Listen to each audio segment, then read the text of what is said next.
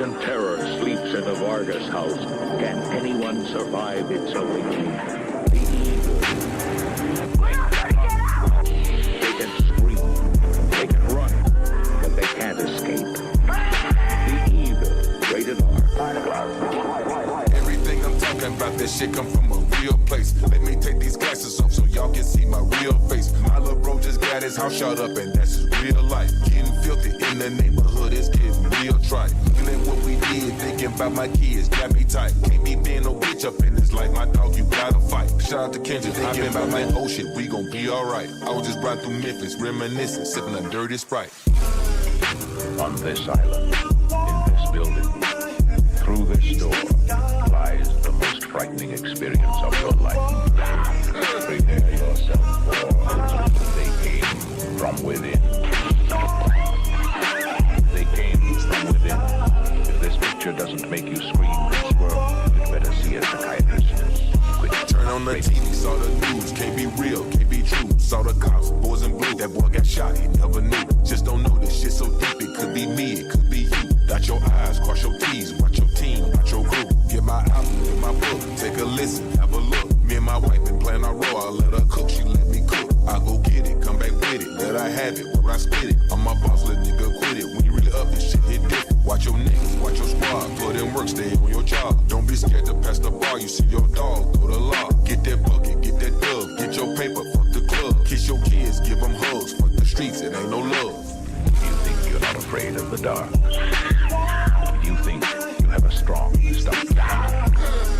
If you feel nothing can shock you, if you believe you've seen everything, if you say you don't scare easily, the picture for you is not even for the cops, say they say for the block. Not even for the cops, say they say for the block.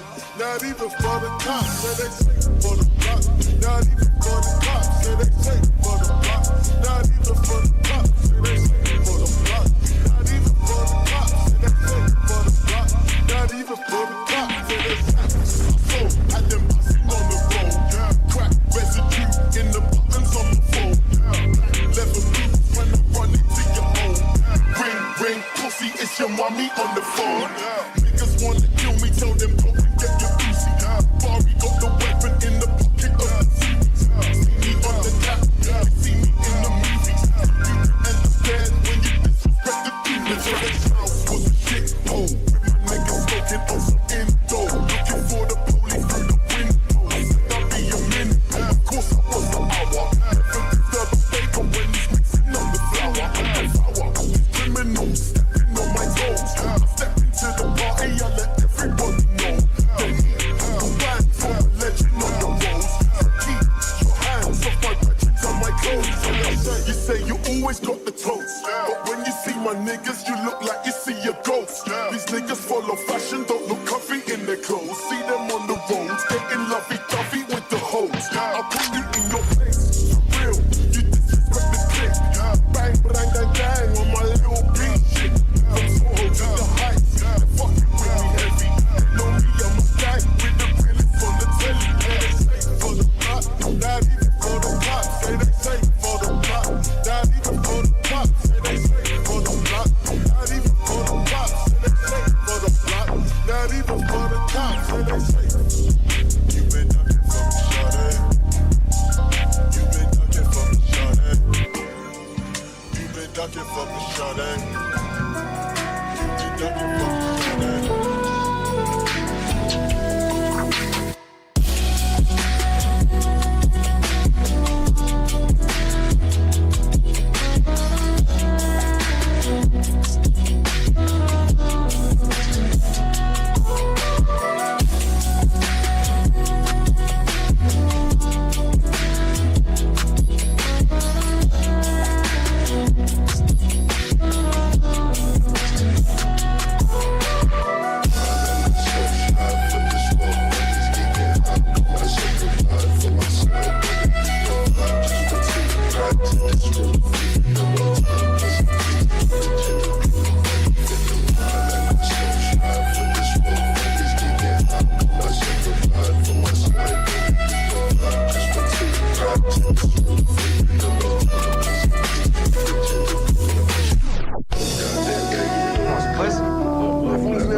bitches you got up in here? You want my fucking money? Where the money at? Fuck you being so disrespectful in my house for, cuz? Nigga, this a dope house that you already disrespecting? Nigga front on me, I'ma make it sick. Run up in this shit, run up in this shit. All day, bean box, bands, put the roof up. Still on this group place, 3 grams, group block. High spot, cars, hoes go to little squat. Might just go ice in my wrist, might just go call me some squares. Keep a small circle, I can't fuck with squares. Hey, I had to get it high, got it, nigga. Life ain't fair, ayy. Split the lean all on my kiss and got another pair, ayy. I say fuck no 2 hoes, man, I got another pair, ayy.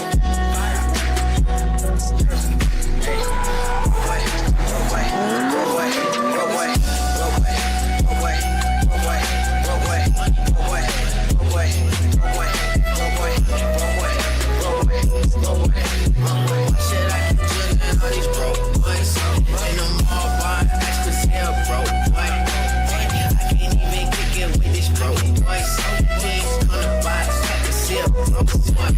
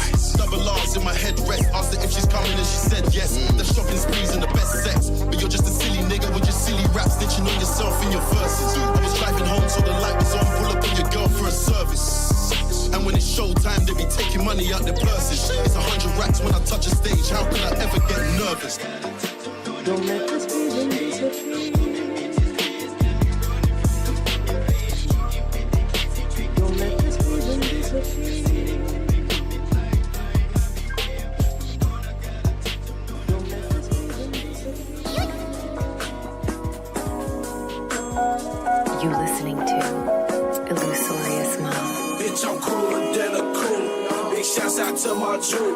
Hit a lick, been rich ever since. Say Chiefs on some road, that's wrong. These broke ass niggas need tunes. I'm a rich ass nigga, I love you. Bro niggas, we see right through it. Bitch, Chiefs on getting that moolah. Bitch, I'm cooler than a cool. Big shouts out to my Jew. Hit a lick, been rich ever since. Say Chiefs on some road, that's wrong. These broke ass niggas need tunes. I'm a rich ass nigga, I love you. Bro niggas, we see right through it. Bitch, Chiefs on getting that moolah. Bitch, I'm cooler than a cool. Big shouts out to my Jew. Hit a lick, been rich ever since. Say Chiefs on some road, that's wrong. These broke ass niggas need tunes. I'm a rich ass nigga, I love it. Bro niggas, we see right through it. I hit Chiefs on getting that moolah. After time, I look up, my bitch started some shit. Damn, I hate a bitch that like to argue and shit. Got so much designer shit, you think I'm all on the shit. That go to Glory Boys again, they poppin' bottles and shit. I say, if you need a feature, homeboy, hit on my line. I love for me and Bill Frank and be spending some time. Walk in the mall, buy all the stuff, bitch, get on this grind. And if your boyfriend won't be like me, tell him, get on this grind.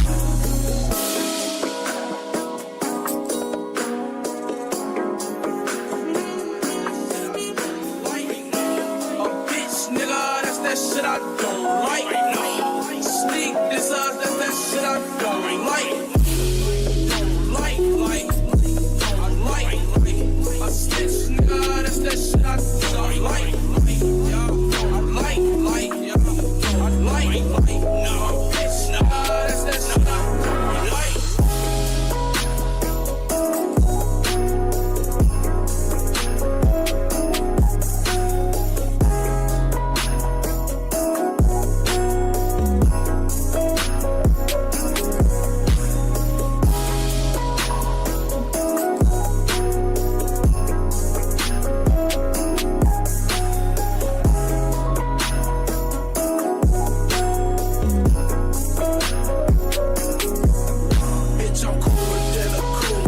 Shouts out to my crew. Hit a lick, been rich ever since. Say chief, so smooth, that's rude. These broke ass niggas need tunes. I'm a rich ass nigga, hallelujah. Broke niggas, we see right through it. Bitch, chief, so getting that moolah. Bitch, I'm cooler than a crew. Big shouts out to my crew. Hit a lick, been rich ever since. Say chief, so smooth, that's rude. These broke ass niggas need tunes. I'm a rich ass nigga, hallelujah. Broke niggas, we see right through it. I bitch, chief, so getting that moolah.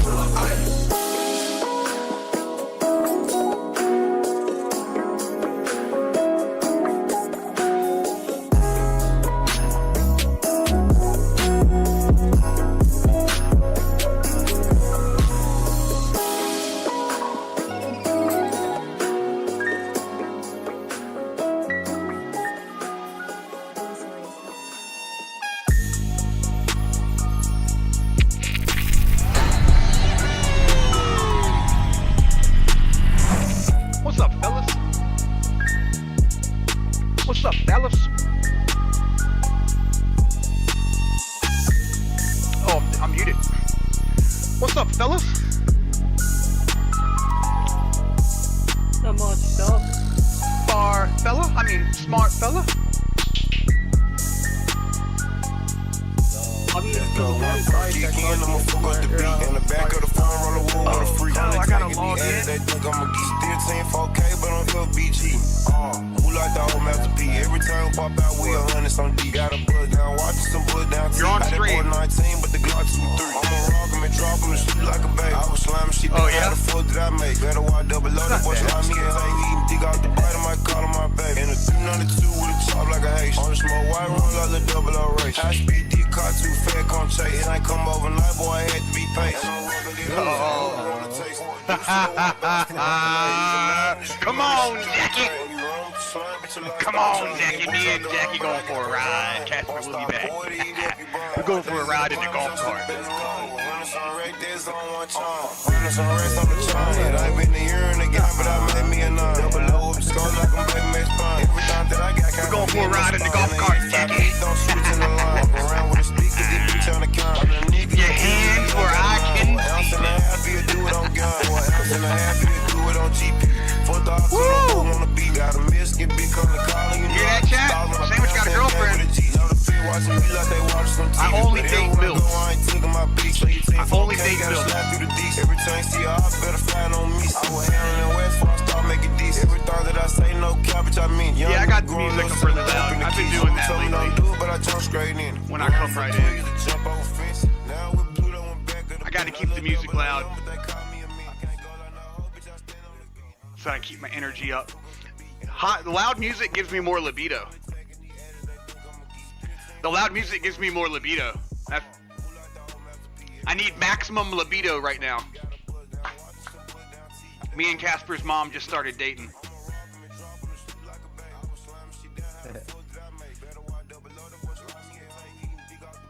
I'll take care of you, son.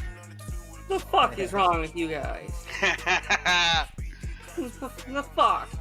Casper, when we start playing, me, Stewie, and Zodiac are gonna go down in the stream channel, because I don't want anybody else in the Discord when we're doing the roleplay and stuff, because I transcribe the streams, and if there's any other talking, it makes it all weird and shit, but yeah, you're good. You can hang out in here until we get... Who's that? Zodiac Inferno 436. Yo, so those fucking dice were edging hard yesterday, dude. Yeah, they were. It was one off at least like 20 times.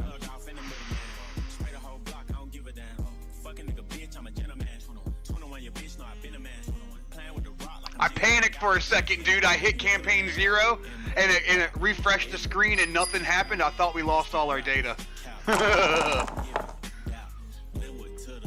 223. Your breath smells like pee. Your breath smelling like pee.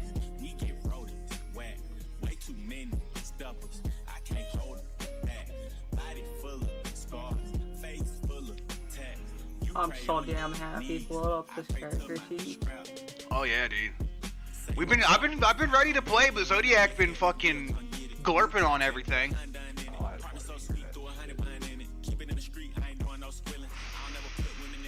Zodiac been glurping on everybody. There's not a night where I haven't thought about what Pablo and the others have been up to. I said glurp, glurp, glurp, glurp, glurp, glurp, glurp, glurp, glurp, glurp, glurp, glurp, glurping. We glurping. We glurping. You glurping and you glurping. Glurping. Glurping. Glurping. Glurping. Oh shit, I'm not even in the right page. Fucking Bobo. Well, you guys signed up for this shit, so.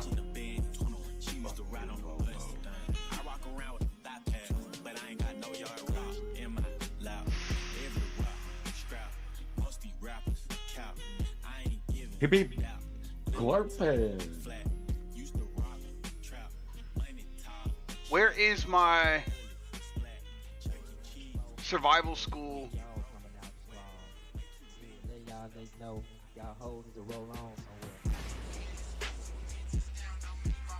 Campaign 0. Session 7 was where we left off, right?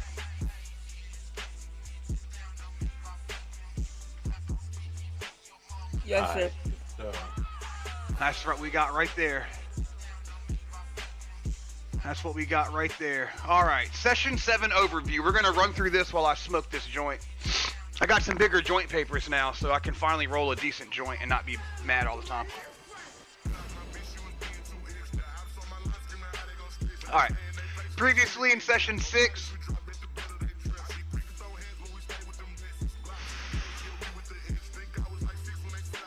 the party cleared a bloody path through Deck 4, eliminating 10 puppets in a brutal mess hall engagement. Victor sustained critical injuries, a level 2 fractured collarbone, and a severe head wound. They made contact with Steven Vargas, who revealed additional survivors hiding in the ship. Vargas? Wait, was that in the music we just played? Hold on.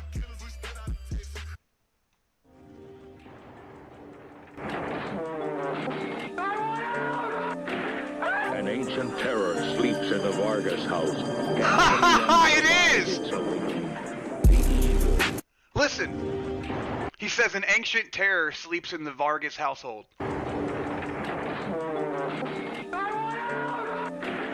An ancient terror sleeps in the Vargas house. Can Sleeps in the Vargas house. anyone survive its awakening? That's ironic. I just happened to catch that. The intro song today had Vargas in the fucking lyrics. Alright, where were we at? They made contact with Steven Vargas, who revealed additional survivors hiding in the ship. Maria, a former nurse, and her 2 children, including Sophia, who is sick with fever. Alright, I don't like Maria being a former nurse, because if she's a former nurse, why are they struggling with her child being sick? Right? You think the nurse would have some type of... Get on couch. I'd asked that question last time and didn't really get much of an answer. Well, just because she's a nurse don't mean she could stop a fever. She's not a good nurse, then. Well, she's stuck on a fucking boat, cramped under a fucking hiding without medication. She's probably a student. She didn't quite make it You through. can only nurse so much without medication. Alright. This session, Wade, Victor, Rob, and Steven navigate the ship's service corridors towards a security office on Deck 3. Victor, recognizing he's slowing down the group, splits off to return to the medical bay alone.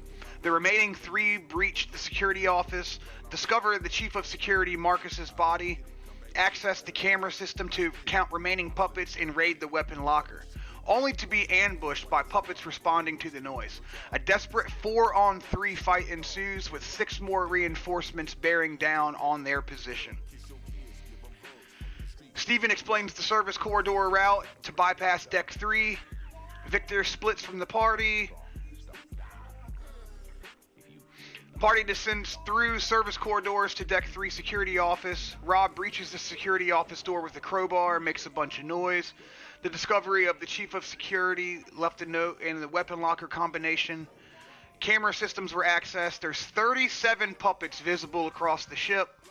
You guys looted the weapon locker and got firearms, ammunition, body armor, and tactical gear. 4 puppets respond to the breach noise, combat, and security office. Steven's first kill and first gun jam. Did Steven get a kill that round? I don't know if Steven killed anything. I think he did get one. Session ends with 6 puppets en route.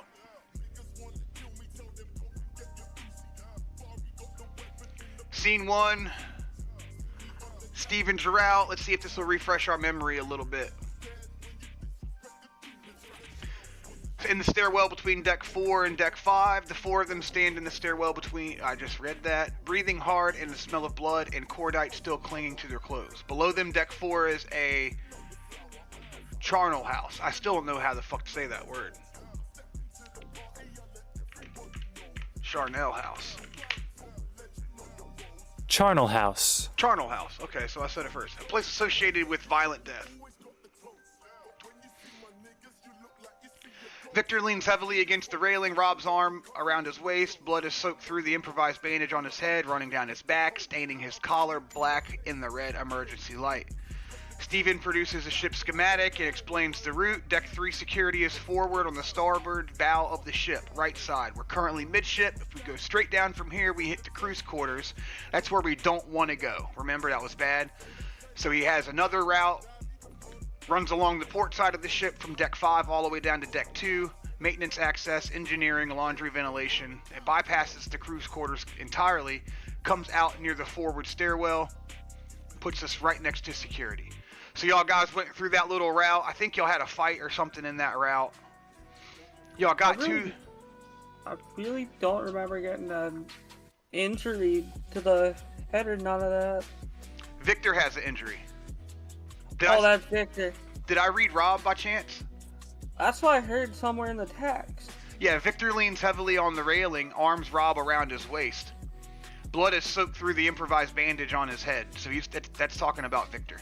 Alright, my apologies, I misunderstood. Easy misconception. Let's see.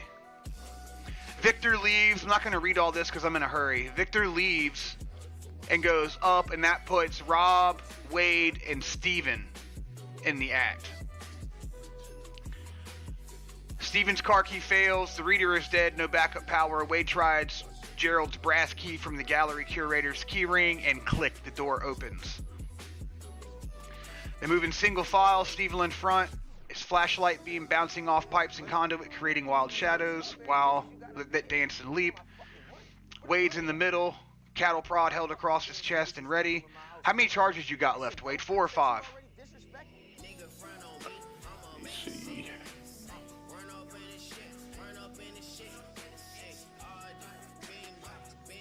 3.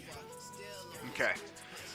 They descended the steep metal staircase. Air grows warmer and damper. They're below the water line. They make it to Deck 3. Hit the security office. Rob breaches the door. Door swings open. You find the dead security guy. There's the note. Talks about his daughter. Daughter was in Tampa. Here's the camera system. We can see 10 floors. Where are we at? There you go. 37 puppets total. This is the important part of the recap right here, guys. We want to make sure that we get this down.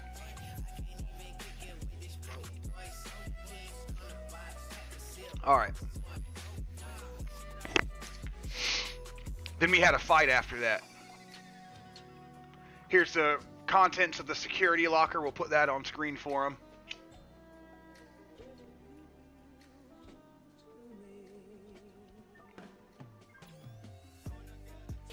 Alright. Y'all did the ambush, four puppets. Dead.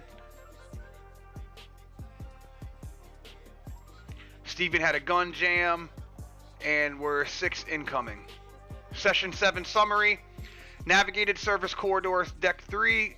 Victor safely split and returned to the medical bay. You guys breached the security office, discovered the Chief Marcus's final message, accessed the security cameras, counted 37 visible puppets, raided the weapon locker, eliminated 4 responding puppets, and 6 more puppets are on the way. Key discoveries. Marcus committed sui after, rather than risking becoming a puppet. Marcus observed puppets organizing and herding survivors towards the lower decks. Marcus tried to contact the Coast Guard, nothing but static. Camera system reveals puppets across all decks. Deck 3 crew's quarters are a hot zone, 10 puppets very close to the security office. That's what started the fight. Puppets exhibit residual behavior, doing laundry, sitting at slot machines, watching empty stages. We have the deceased Marcus. And yeah, this says 3 to 2 uses remaining. So you got 3 uses on your cattle prod. That's where we're at. Whoa.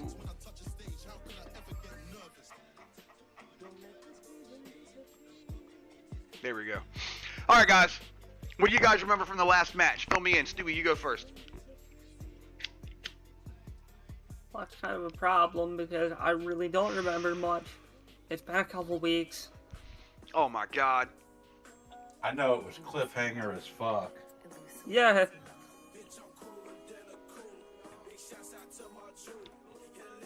Well, what was the last thing you remember?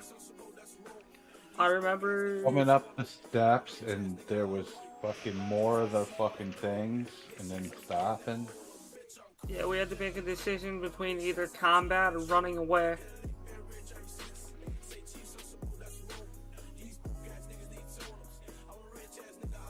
Alright, what happened before that? Fucking 4 hours of fighting. Yeah, a fight of the ages, pretty much. One after another, fought one, fucking pulled another, fought them, ran a bit, fought them. And we were running again, I think, when we stopped. But we also seen things in front of us. So, like, not immediate, but I think.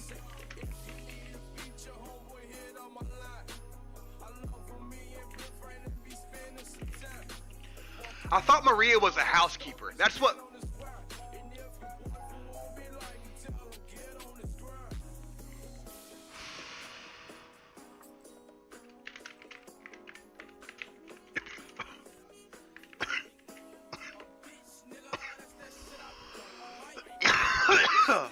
That's a good community college. She's a nurse. Just because she works behind the desk doesn't mean she doesn't get a nurse. But I thought originally she was a housekeeper. I think that's what it was. I haven't... I don't know what she was. I think I remember her being a nurse.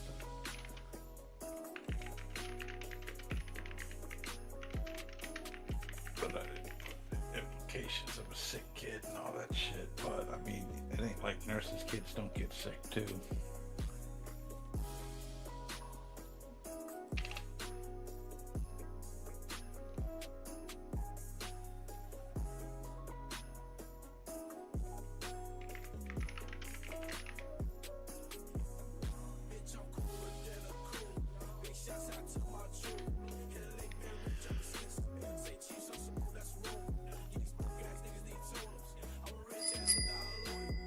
JD Crowbar with a blue CeeLo. 223. So what deck are we on right now?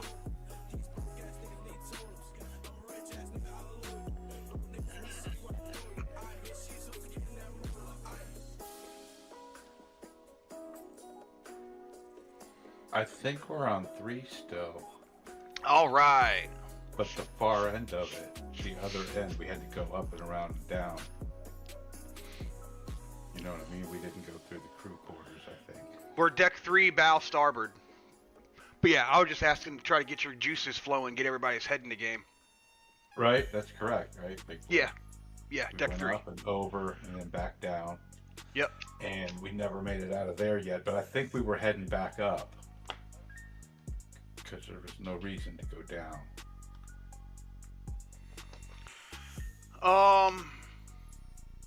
I forget where the fuck we were going. Alright, we're all on the same page. Good to know. I forget where we were going. Where were we going? I don't know. It's about time. Well, no. All right. Remember we gave our goal was even the thing of an hour, but then that's when we ran into him at the end of an hour because he heard the noise and shit. But that means he left Maria up at the top or whatever, not knowing about, probably knowing about the hour, but not knowing about, Steven being, I'll be right back and not coming back. But so maybe in that, let me interject there. In that time frame, Victor has made it back to. Oh yeah, that's right. So Victor would have let them know. Victor, right? All right, that's right. Victor was I totally forgot about made it back. We think we sent him on his way. Yeah, that you know of, Victor made it back. Potentially, yeah, he made it back.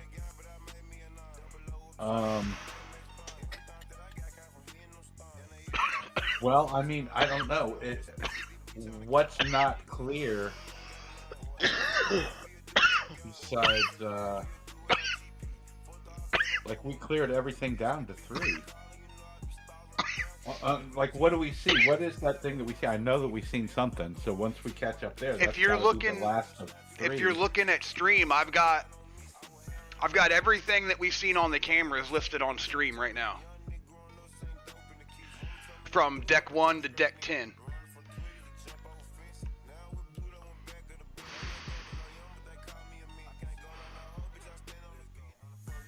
Maybe we should start by sort of searching crew quarters. Well, when we officially start, we're just kind of getting back into the game and getting our heads shaped back in the right dimensions and shit. But when we start, we're gonna start in combat because you had 6 puppets running directly at you when we left. So we're gonna start right in the middle of combat. Oh, okay. Matter of fact, it's the 10 puppets that show, right? And that is the final, because first we fought 4 and then there was 6, so that takes care of the 10 on the list for deck 3, correct? Correct. Yeah. If we fight these 6 and y'all clear it out successfully, then deck 3 will be totally empty. But I've got to open up VM3.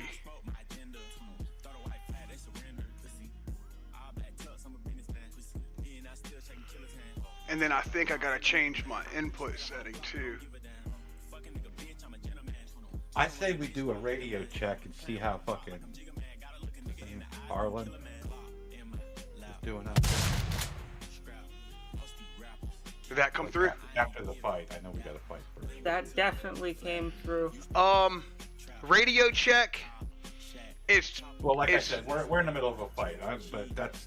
I want to put that out there for after the fight if we make it, whatever. Like, I think so that we should don't... be our next move. We don't have a radio on the ship with us right now. There's a radio... That's what Steven had. Right, so there's a radio on the ship for the ship, and there's also the radio that Steven had. But the radio that Steven had is still in the, what was it, floor 5? The mezzanine or whatever. Yeah, whatever, where the fountain was. That's the same floor that the fountain was on, where they camped out at the fountain. That generator room down there, whatever he was capped in.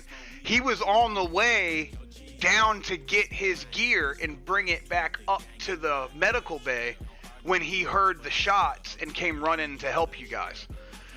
So if you wanted to use Steven's radio to contact Harlan on the second chance, that's totally doable. But right now We'd his have to go radio. back to the room and then Right. back up. Right. So it'll add some time, but for the most part that you know of, I would say that that route is clear. Yeah, like I said, when we went down like 3 floors and cleared every fucking thing that we saw. That don't mean we did the whole deck, you know what I mean? But yeah, we made a good fucking clear run from the fucking medic bay to the 3rd floor. So here it has deck 1. Y'all saw 1 puppet on cameras. Deck 2 has 5. Deck 3 has 10, which is where we're at. We've knocked out 4. There's 6 incoming. Deck 4 has 2. Deck 5 is clean. That's the atrium. That's where the radio is. That's where Steven's supply room is. Deck 6. So, I'm confused one thing here. Didn't we say before that the cargo door was on the 3rd floor? What cargo door? The door where we came in with Harlan when he dropped us off at our main entrance where we're probably going to have to bring everybody else. Right, and so that's going to be the port stern side of the ship. But it is deck 3, right? Pretty sure, yeah. Okay, yeah, I just wanted to make sure, like, we don't have to fight our way to 1 if we don't have to. Probably safer 2 because we know there's only 6 there, but... The difference being it's like a 1,000-foot cruise ship or whatever, so... The deck 3 door that we came in on is on the ass end left side, and the security office where you're at right now is on the nose end right side of the ship, if that makes sense.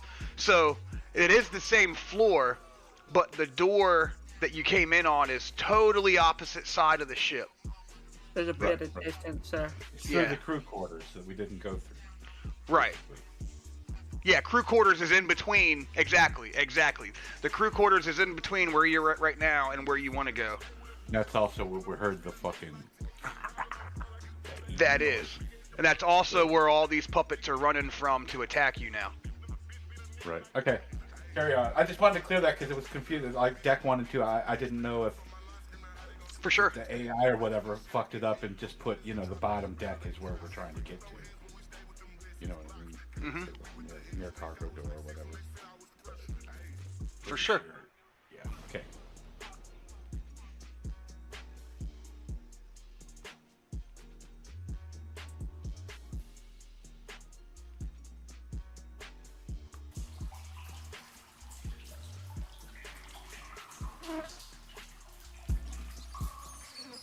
All right.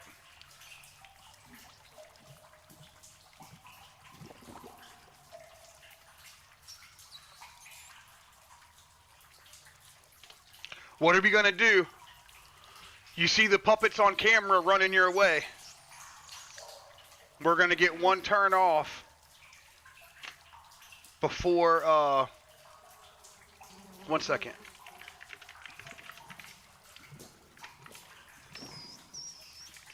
No, I thought, me and Rob ran. He ran first, and I did something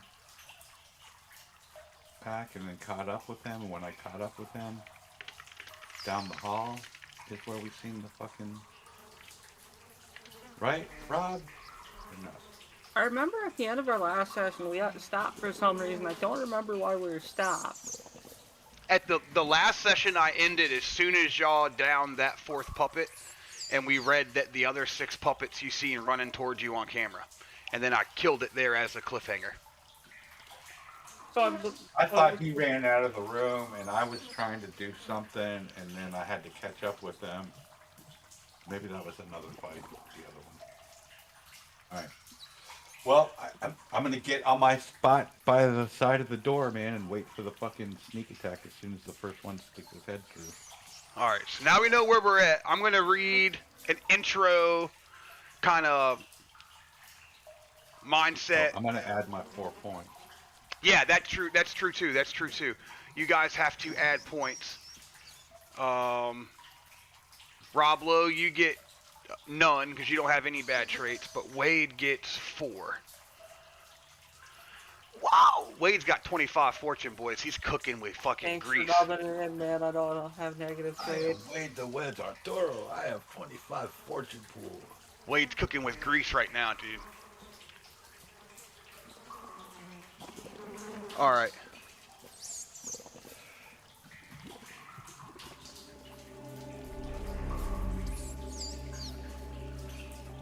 We don't want suspense. We want motherfucking heart pounding motherfucking. Here we go. 4 bodies on the floor. The housekeeping worker lies in the doorway, smoke still curling from behind his ear, wedding ring glinting in the blue light of the monitors. The galley woman is crumpled near the reception desk, a dark bloom spread across her chest. Steven's first kill, Steven's baptism by fire. The engineering worker and the young steward lie in broken heaps near Marcus's chair, skulls caved in, victims of Rob's hammer and Wade's relentless assault. 4 puppets who will never hurt anyone again. But the monitors tell a different story. On camera 3A, 6 figures sprint down the forward corridor. A bartender in a vest and a bow tie. 2 housekeepers in matching uniforms moving in perfect lockstep. And a chef, whites stained with something dark. A woman in civilian clothes, passenger or off-duty crew impossible to tell, and leading them all, a figure in ship security uniform. One of Marcus's own, coming back to the office where his boss put a bullet in his own brain, rather than face what his team had become. 6 seconds. Wade stands over the engineer's corpse, cattle prod in hand.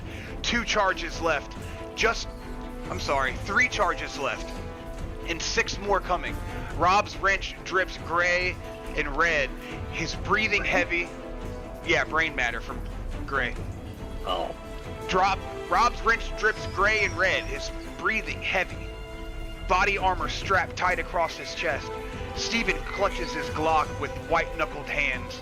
The slide finally racks forward. A fresh round chambered. 13 left in the magazine. But his eyes keep drifting to the galley woman on the floor. To the hole he put in her chest. To the thing he just became. On the monitors, the reinforcements round the last corner. 5 seconds. The service corridor is right there, 15 feet away. The same door they came through. The dark passage that leads back to Deck 5, to safety, to the others. Through the broken security office door, Wade can hear them now. Footsteps, synchronized, that terrible rhythm of bodies moving in perfect unison, puppeted by something that doesn't understand hesitation, fear, or mercy. 3 seconds. The first shadows fall across the threshold of the door. What are we gonna do, guys? 3 seconds, so we got 1 round in front of us before they get into the door. I'm gonna position myself on the side of the door like I've been doing for trying to get a tactical sneak attack. First motherfucker sticks his face past the threshold. Alright. Rob Lowe. I'm not gonna shock him, I'm just gonna fucking beat him. You're just gonna bash him. Yeah. Rob, what are you gonna do? I'm gonna stand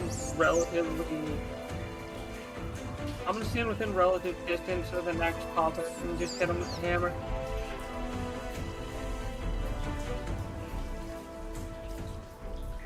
By the door or where? I'll hit the one by the door. There's no puppet by the door yet. They haven't come in yet. My apologies. I'll put myself by the door. Okay. Well, I'm on one side, so he can put himself on the other side of the door. That works. We on an ambush.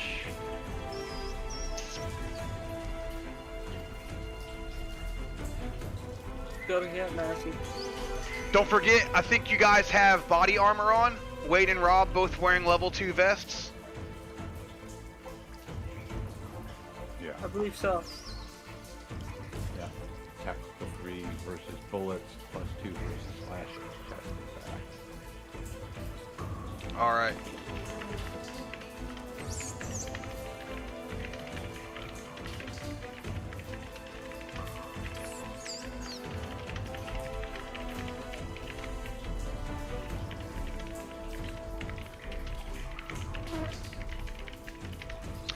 You're going to position yourselves on either side of the door.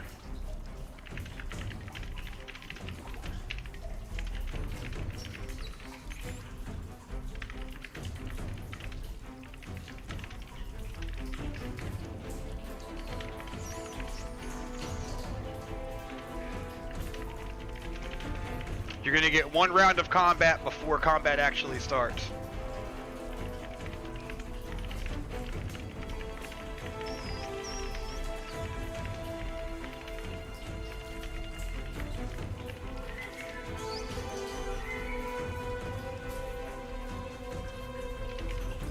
Closer now, the footsteps are louder.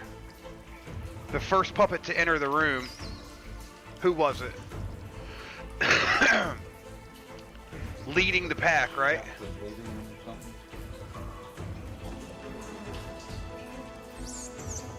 You gotta go outside? God damn it, my dog's gotta go outside, dude. It's the most annoying shit. I'll be right back.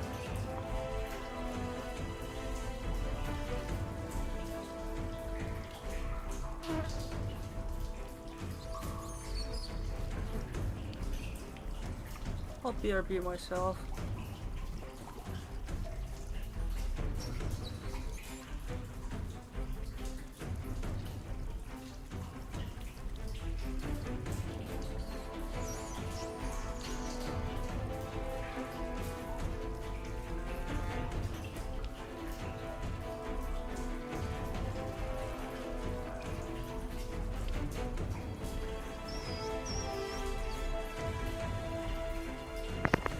Alright, I'm back, guys. Sorry. I'll tell you what. Having pets is difficult. I can only imagine how hard it is being a parent.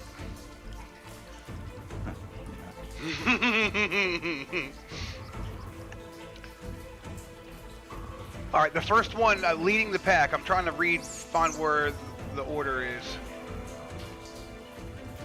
And leading them all, a figure in ship security uniform, one of Marcus's own. So the first guy to enter the room is the security officer. Right. And you're gonna both swing on him as soon as he walks in. This is gonna be your bonus round for your pre-combat, your setup ambush.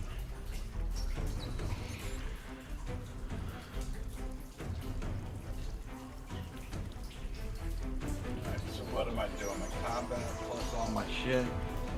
Yep, if Wade's gonna attack. My -5 So you- to combat when attacked from hiding. Did I get that? Yep, you get -5 from combat when melee weapons. You get -10 to combat with using improvised weapons. -5 to combat when attacking from hiding. So that's a -20 that I see so far. Yeah. Yeah, I usually get a -20 the first round from the speed, and then it drops to 15. Yeah, so you should get a -20. And no speed on this one because we're getting a free attack before combat starts. Oh, yeah. Rob, what are you gonna hit him with? My trusty hammer. Trusty hammer! Alright, you're gonna roll a combat and add Yeah, your my combat speed die, then damage.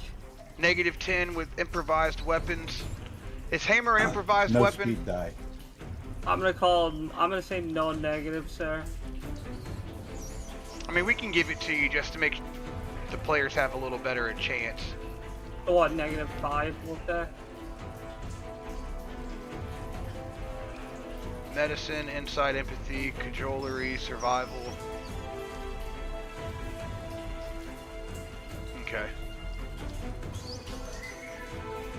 I need the food die in there, correct? No, not for this one, but you will after. Alright, I'm rolling right now. I'll use 2 fortune. Didn't you roll a combat? Yeah, I rolled combat. Oh, I gotta add my plus D4 for close space combat prod. Oh yeah, I forgot the cattle prod. So that's a dark dice. Yeah, I'm looking for the cattle prod item.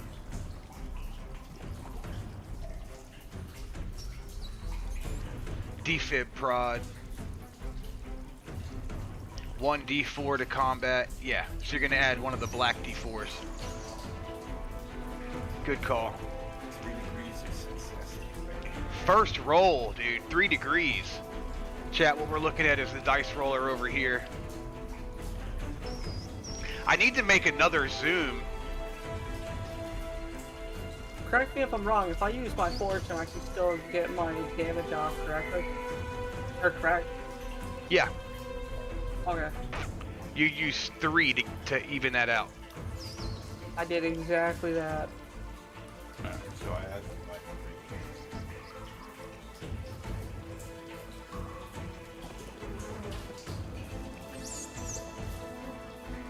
So you would have 6 left, yep. And then Wade, you'd have 28, yep. All that lines up. Alright, now gentlemen, roll your damage. Just gotta click that red button. 9. Wow.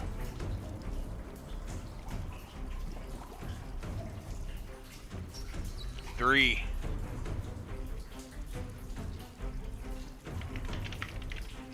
Nice total of 12 for you.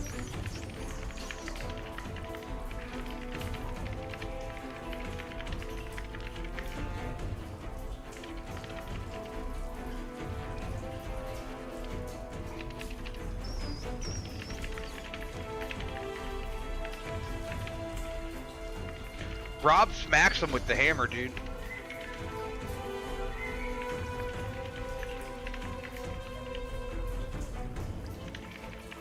We're gonna combine the damages so it goes over the threshold.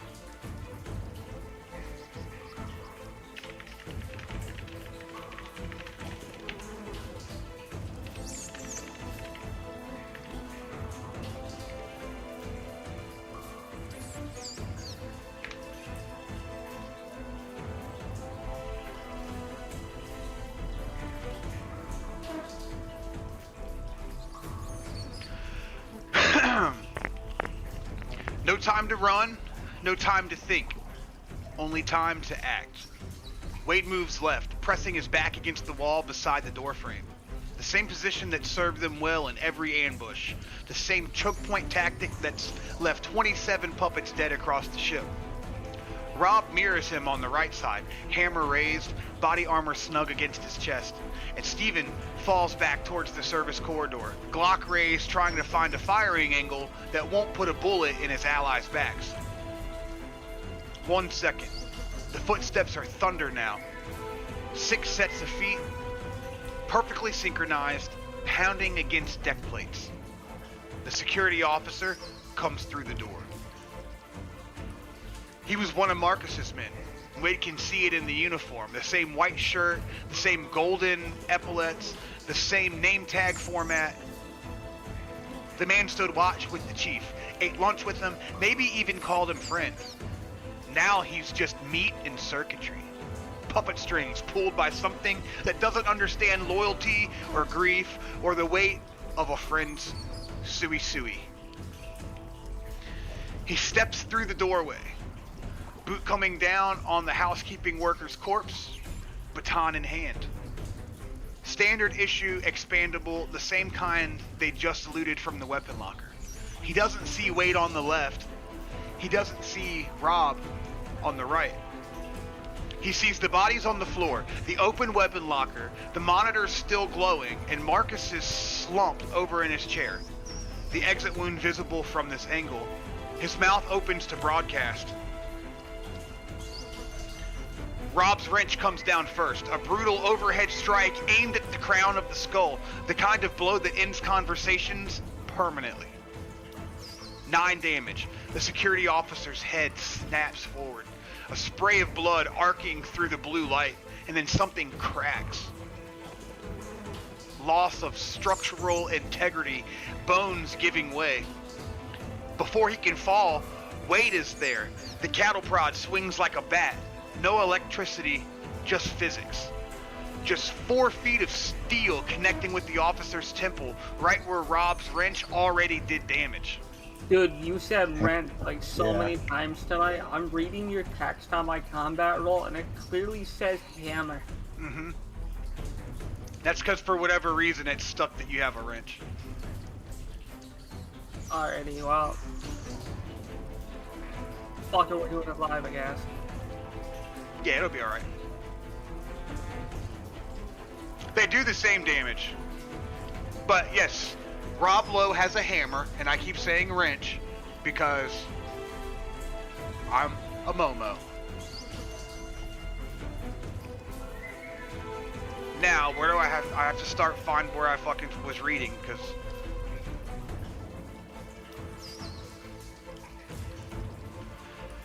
the way it in connects with the officer's temple right where Rob's wrench already did the damage. The security officer drops. He hits the deck face first, landing on the top of the housekeeping worker's body, adding another layer to the growing pile in the doorway.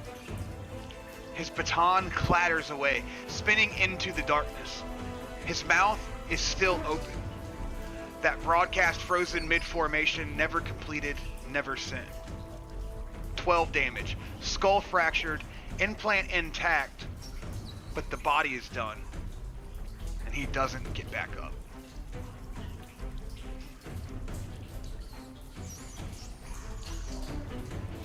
Two bodies in the doorway now, the housekeeping worker from before and the security officer on top of him. A wall of dead flesh blocking the entrance, forcing the remaining 5 puppets to climb, to stumble, and to slow down. The bartender is next in line. Wade can see him through the gap. Bow tie slightly askew, vest splattered with some dark liquid. Dead eyes fixed on the obstruction. He's already stepping over his fallen comrade. 1 foot on the security officer's back, reaching for the doorframe to pull himself through. Behind him, the others press forward. The 2 housekeepers, the chef, the civilian woman. 5 more puppets, fighting to get through a door that's rapidly filling with corpses. The choke point holds. For now. We are now in the encounter, boys. Let me see if I could save as, save, pull this up, pull that up, pull this up, close that, drop this. Now we're here.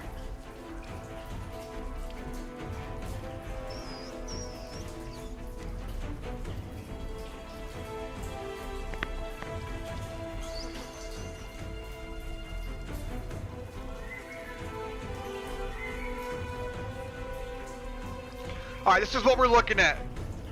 This is the hallway, the corridor. We've got puppets 2, 3, 4, 5, and 6. We've got 2 dead puppets in the doorway.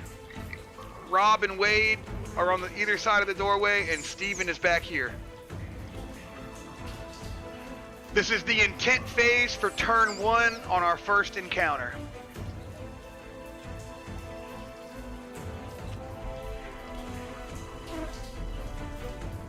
What do you want to do, guys? I intend to put my boot in the ass. I'm gonna swing again at the next closest one. I guess the maids are behind.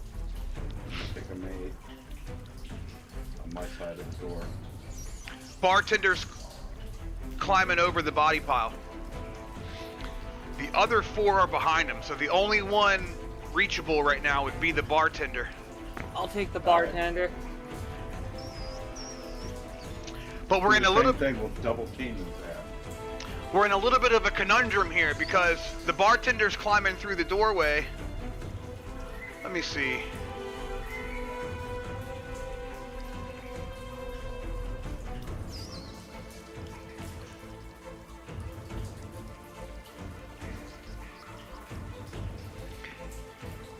He rolls a 5 on speed too. So he's moving pretty fast.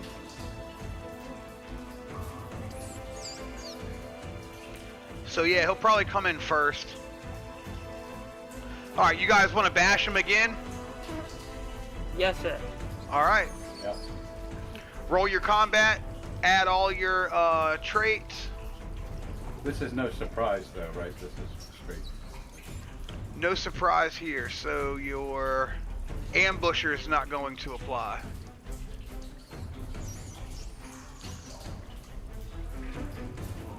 Be negative 15. Success. Damn, I was... around here. So that's what I was afraid of. Rob goes before the puppet. Oh, so how do we write this? How do we write this? Because the puppet's not through the door. Let me see. He might be.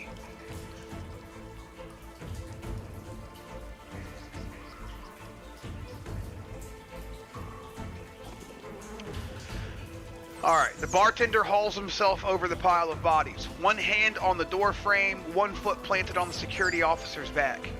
His bow tie dangles loose. His eyes are empty, fixed on Rob, the nearest target and the first thing to kill. I guess that makes sense. So Rob is going to hit him, roll your damage. Make sure you add your, you should have 7. Yeah, you got it. 31 for fucking Wade, that's good. Alright, roll your damage, guys.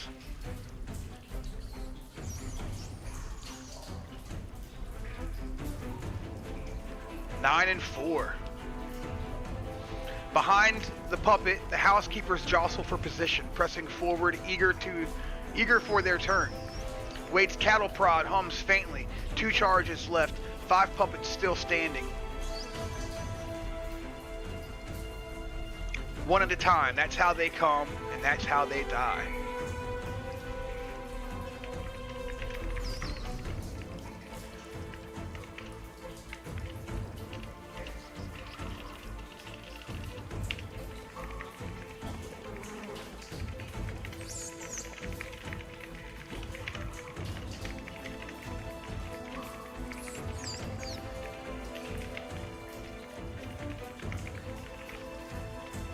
I think I said 2 charges, but he has 3 charges on his cattle prod still.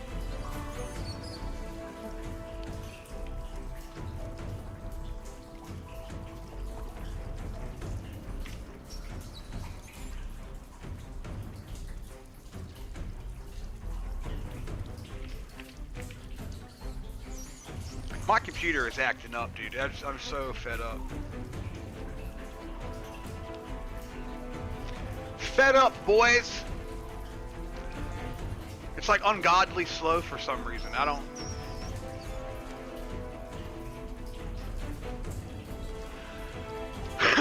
All right.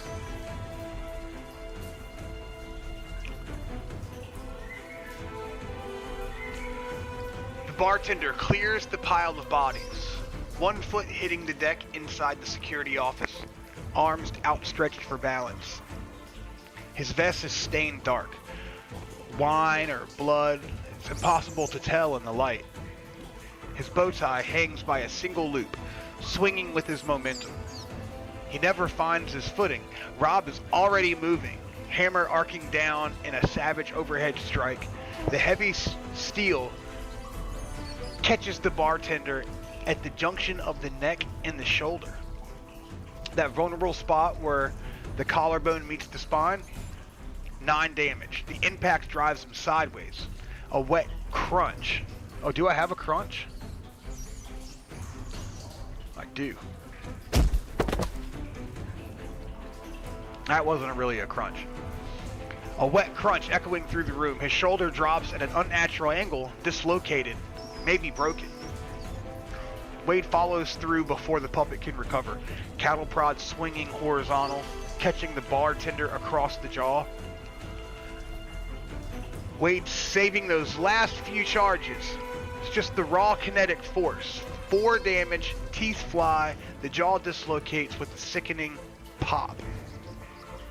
Hanging loose, that broadcasting mouth suddenly incapable of forming words. 13 damage total, and the bartender staggers. His legs buckle. He reaches for something. Rob's arm. The door frame, anything, but he finds only air. And he goes down.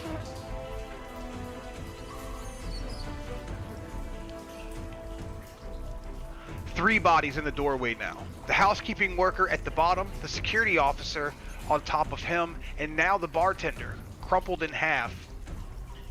His ruined jaw leaking blood and teeth onto the deck. The pile is becoming a barricade. The first housekeeper tries to climb through and stumbles, her foot catching on the bartender's twisted arm. She goes to one knee, hand slapping against the door frame, fighting for balance. Behind her, the others press forward. But there's nowhere to go. The doorway is clogged with the dead and the dying. They're bottlenecked, stuck, forced to clamber over their fallen comrades one at a time. Wade allows himself a grim smile. This is working.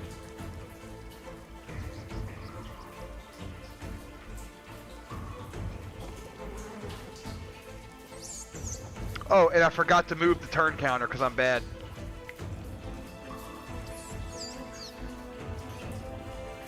Right over here.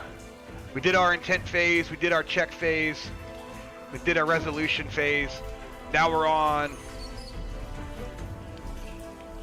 We killed the security officer as soon as he walked in the door. That was before the encounter. Then we had the bartender that we just knocked out at the door. That was turn 1. Now we're on turn 2, intent phase. Alright boys, turn 2 begins. Housekeeper number 1 is climbing through the doorway, off balance, on one knee. 3 more puppets wait in the corridor behind her. The pile of bodies is slowing them down significantly. What are the players' actions? I'm thinking about hitting housekeeper 1 with hammer right in the head. Hammer in the head till she's dead. Gotcha. Yeah. Same plan as before then, right? Same plan. Gonna keep them coming. Keep it super simple. Conveyor belt. If it ain't broke, don't fix it, I guess, right? Yeah. All right. Eventually, they're gonna be blocked and, like, I don't know. There's only a few left, so we just gotta deal with it. I like the fact that we're taking one at a time out instead of 2 hurt ones. You know Yeah. what I mean? Yeah. And it being a tight room, and it being 3 bodies in the doorway, is kind of all working in your favor. Other than you having to roll the D4 difficulty, other than that, it's kind of working out. So you're going to roll, both of you are going to roll combat and apply your traits. I think you get -15, Zoe, and Rob Lowe gets -10. 4 degrees of success. So you got 11 fortune.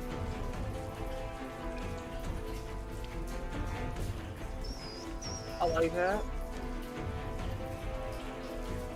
1 degree of success. Nice, dude. Y'all are hitting tonight, too.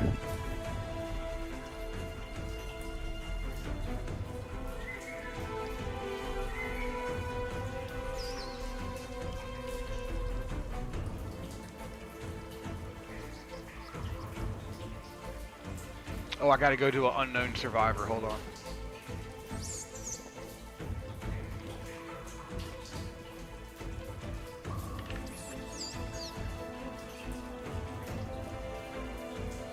Failure.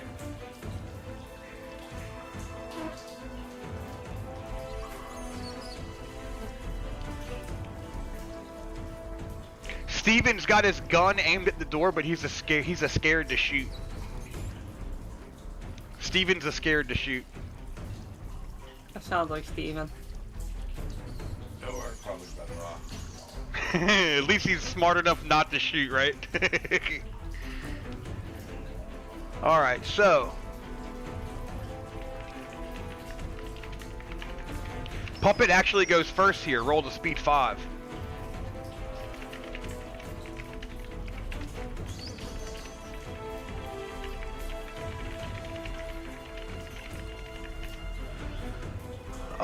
Roll your damage, guys.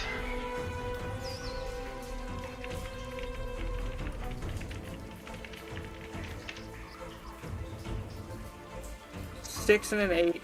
8, 6. 6 damage with the hammer. Yes, dude.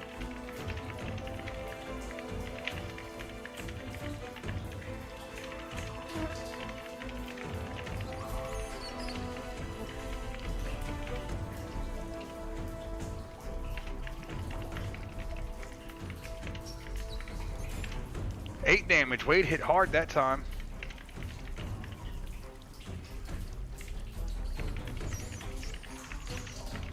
I didn't like the way she's looking at me. Hot guy. Fucking one eye looking one way, one looking the other way.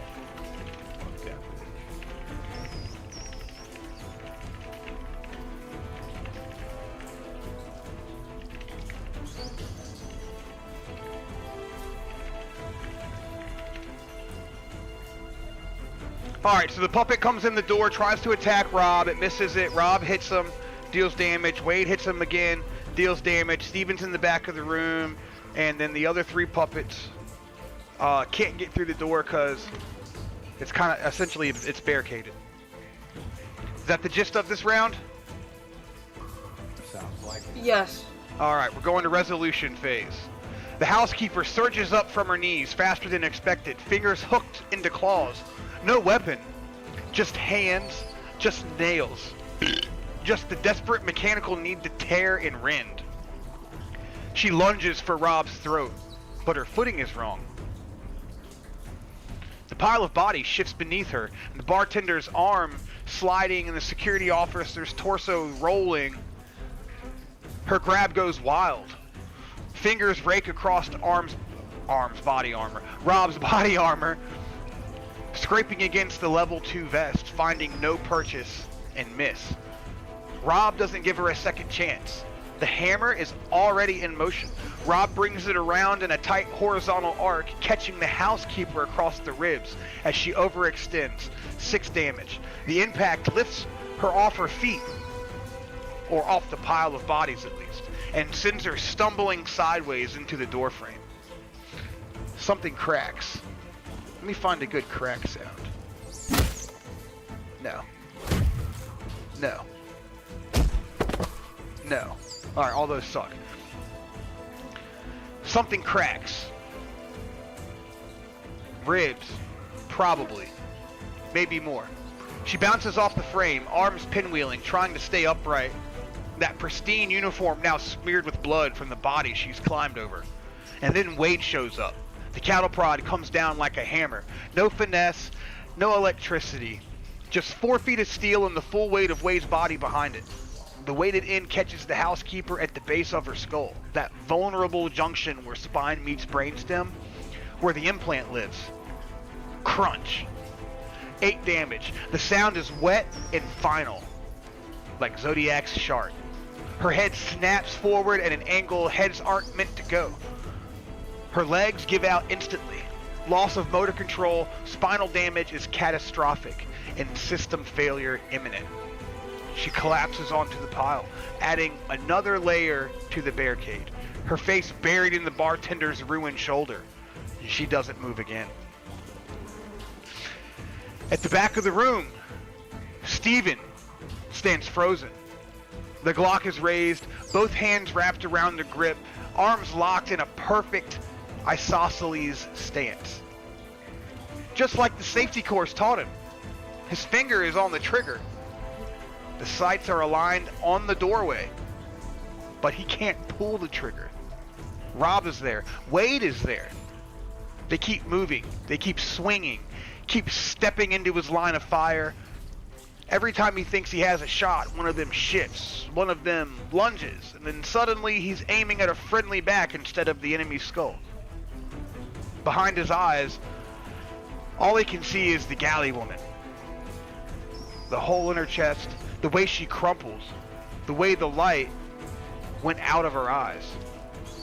He killed someone. He killed someone, and now he can't move.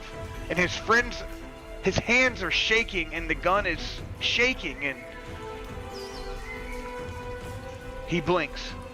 Just for a second, between swings, between kills. Catches Wade looking at him. Steven nods, tries to steady his breathing, and keeps his gun up. But he doesn't shoot. Guys, I tried to pick my nose while I was reading, and I think I stabbed my nostril.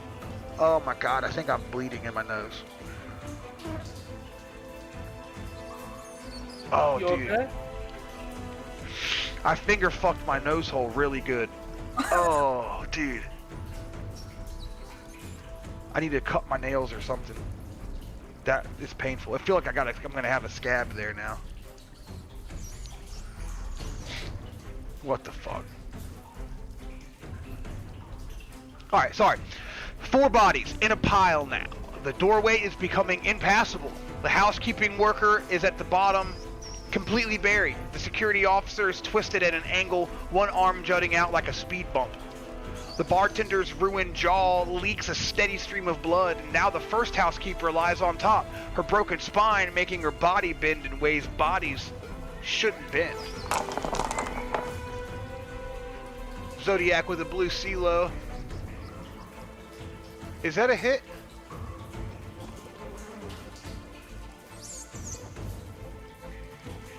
No, you're good.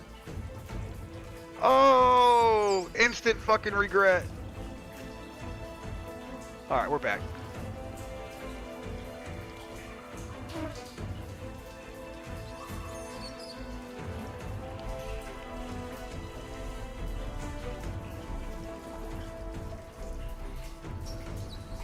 Bring this image up again. Yeah, that's good.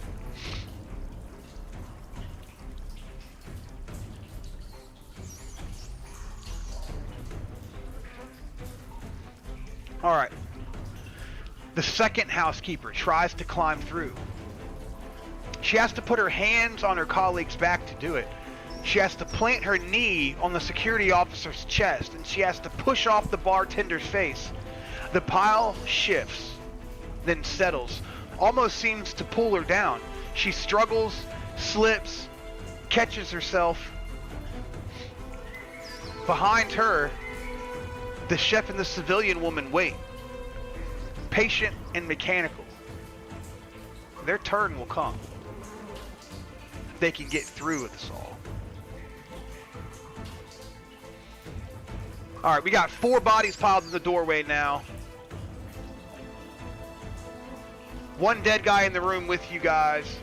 We've got Steven back here in the back. You guys are still on the other side of the door. We've got 4 bodies here, like I said. And we've got the housekeeping lady climbing over these 4 bodies. And what's it, 3 more puppets in the back? 2 more puppets in the back. We've got 4, 5, and 6 that are left. Puppets 4, 5, and 6 that are left. Turn 3 begins. Housekeeper number 2 is struggling through the pile of 4 bodies, difficult terrain, and off balance. So her speed is way lower than normal. The chef and the civilian wait behind her. Steven is frozen in fear, unable to act. And Wade and Rob's actions are what? Going into the intent phase for turn 3, gentlemen. You made it sound like one of the puppets was struggling through the body pile, so I'm wondering how close to them, or how close are we to them? And you and Wade are on either side of the door, and the puppet's trying to climb over. So you're within like 18 inches or 2 feet of this puppet trying to climb over the pile. So we can totally swing at this thing and probably hit it. Yeah. You don't have to come from around the door, because essentially what's... Let's attack thing, Wade. Alright. You gonna hammer it in the head? Yes, sir. Alright. Wade, I assume you're gonna do the do another bashing? Yes, sir.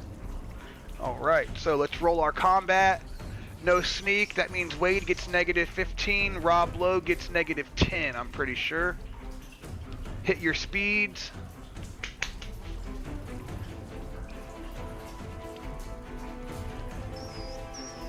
So I got critical failure, natural 100. Oh, bro, a natty 100? So this could be a rough one, guys. Wish me luck. Oh no! Steven, don't shoot me in the back of the head, good sir. If you're gonna do it, I don't know. I hit me see in the some balls or friction something. flying in our very near future. Oh no, Wade fails too. Alright, I'm use your gonna fortune, 3 guys. points. So what is the rule with the natural 100? How many fortune exactly would I have to use in order to clear it?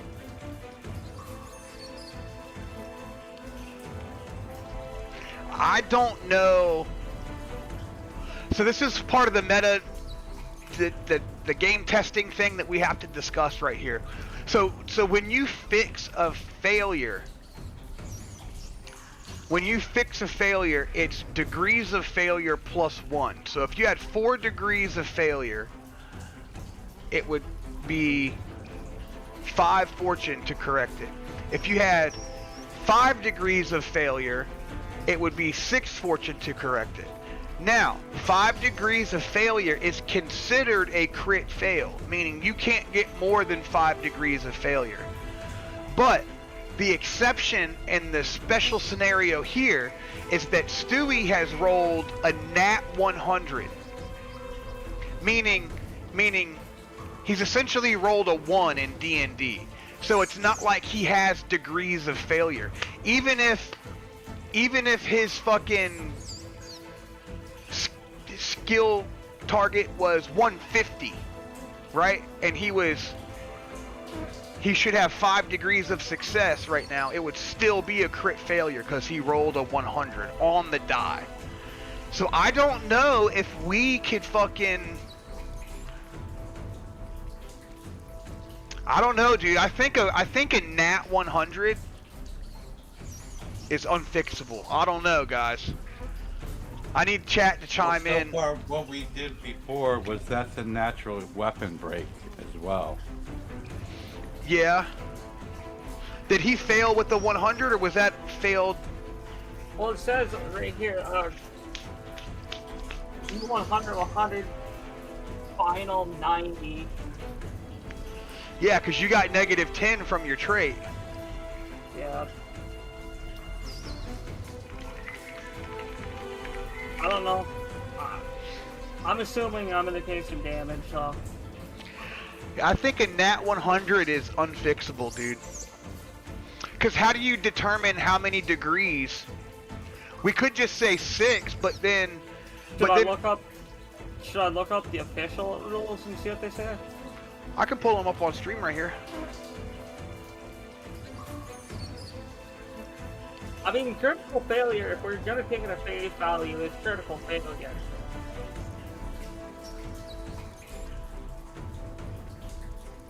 Yeah, I mean, natural 1 should be a fucking always a hit, and natural 100 should be always a miss.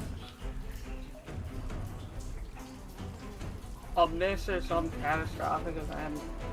Well, that he's been doing your weapon breaks, whatever weapon you're using. I remember Wade's knife broke. Yeah. Was that on a 100 roll, though, or was that on a 5? Yeah. It was on a... Yeah. Okay. Critical fail. I'll ditch the hammer then.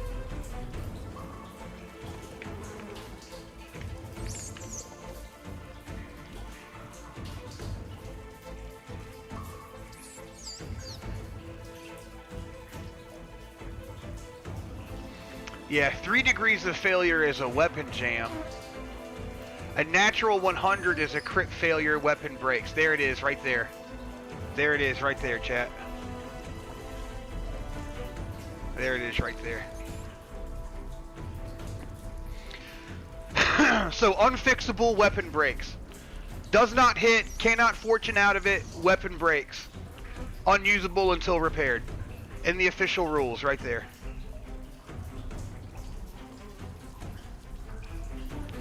How about that?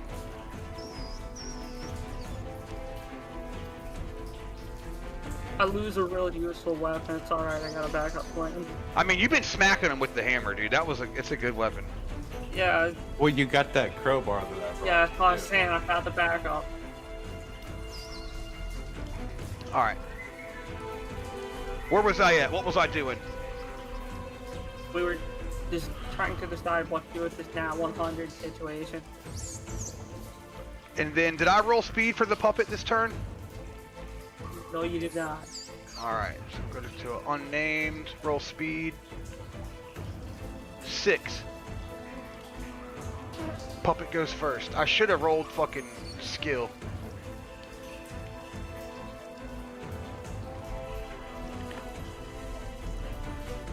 Three degrees of failure. Okay.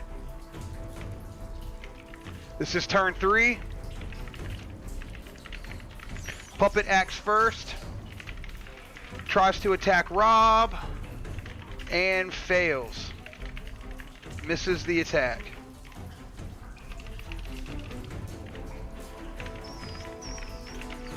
Rob retaliates, right?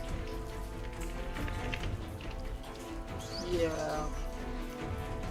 Rob retaliates and has a critical failure.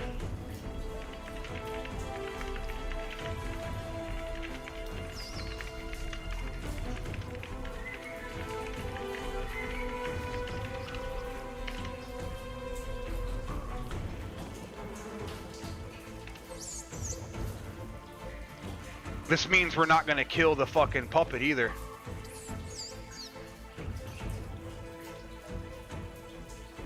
Roll your damage, Wade. You're gonna use your fortune, right? Yeah, I used 3 fortune. Puts me at a hit and first damage. Come on, baby. 9 damage. Oh! It's a wrong roll. Wrong roll. Oh yeah, because it's semi-auto 9 mil. Yep. Sorry. Here's what we're looking at, chat. Sorry, this area over here. Oh, I need to make a new zoom. I got really excited for a second. Yeah, me too. All right, re-roll. I need to make a new zoom so chat can see the 3 fucking damage. 3 damage. Oh man, that's not good.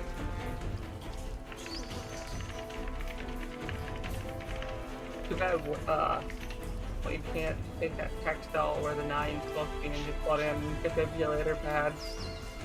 Or prod.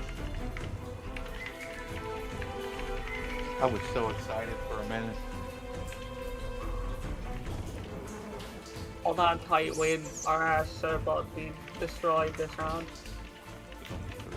And they're blocked. They can't, not like they can charge us.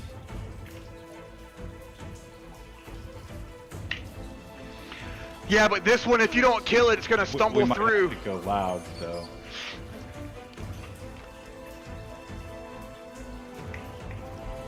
If you don't, so the issue here is, if you don't kill this puppet coming through the door, it's gonna stumble through, and you're gonna have one puppet in the room with you now, and then one more puppet trying to climb through the door.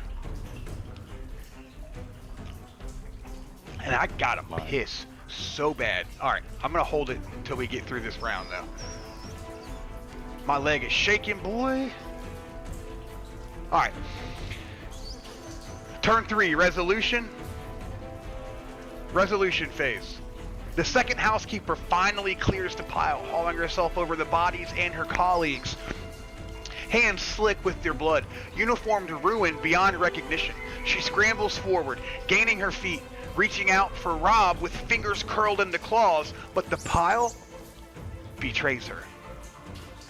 Her back foot catches on the first housekeeper's broken spine. Her ankle twists. Her lunge becomes a stumble. Arms flailing, that mechanical precision disrupted by simple physics of climbing over the dead.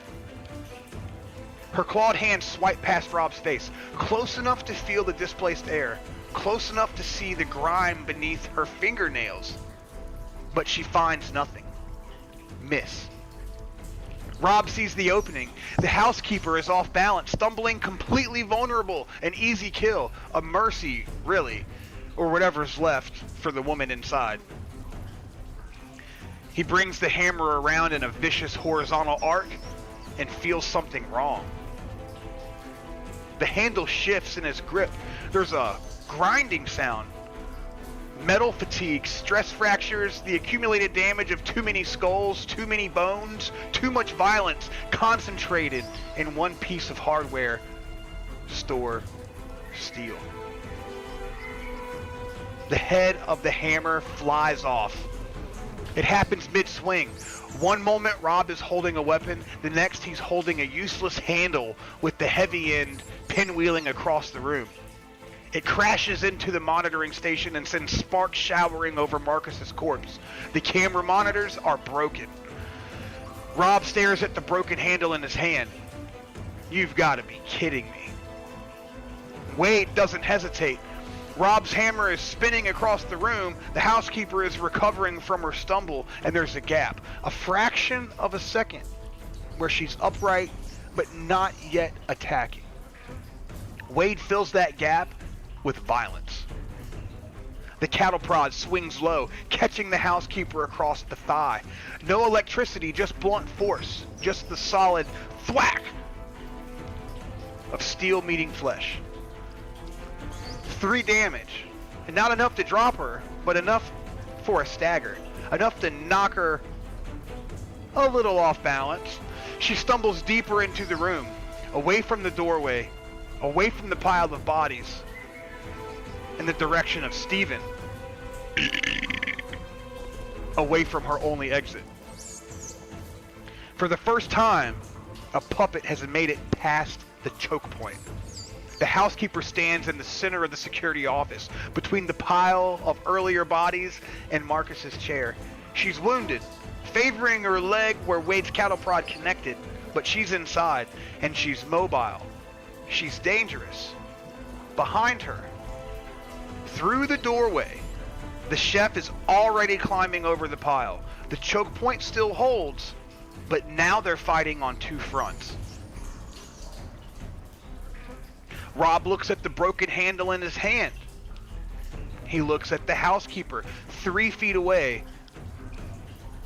Looks at his belt, at the Glock, at the baton, at the knife. No time to think, only time to act. The housekeeper's mouth opens. That flat atonal voice begins to form. Contact. She's broadcasting. And in the doorway, the chef hauls himself over the pile, meat cleaver glinting in hand. Turn 4 begins. The housekeeper is inside of the room, starting to broadcast. The chef is climbing through the doorway with a meat cleaver in his hand. Rob's hammer is destroyed. You need to draw a new weapon as backup. Steven is frozen in fear. Wade and Rob do what? I'm drawing my crowbar, and I'm charging the lady that is currently chanting. Alright. You got a crowbar on you? Yeah, I Yes, gave sir. Okay. crowbar. Okay. That was what I ran back for, what I was telling the story about. He was hauling Victor, and I had to do something to finish up the room. I had to kill the last puppet in the room. And Okay. I grabbed the crowbar and brought it to him. That episode.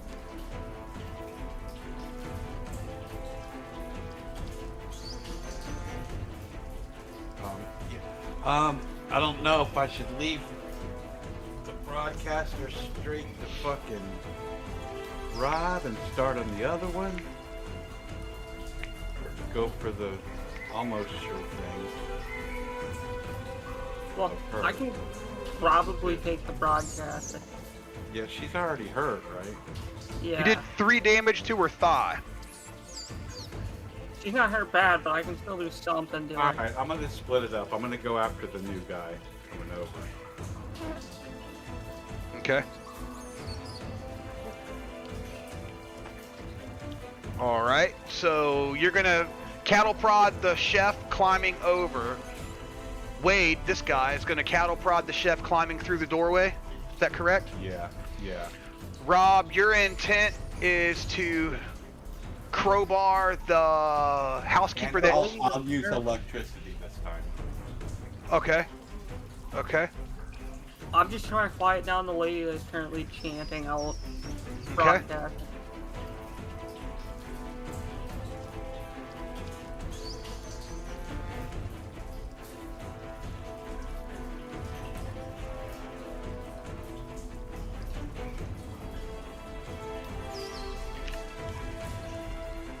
We're in the check phase.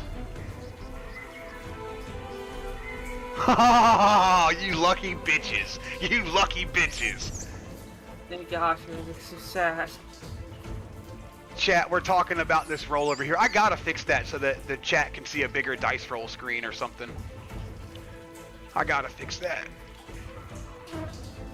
Alright. Roll your combat, guys. And then I'm gonna roll for... Success 1 degree. I'm gonna roll for puppet in the room broadcasting right now.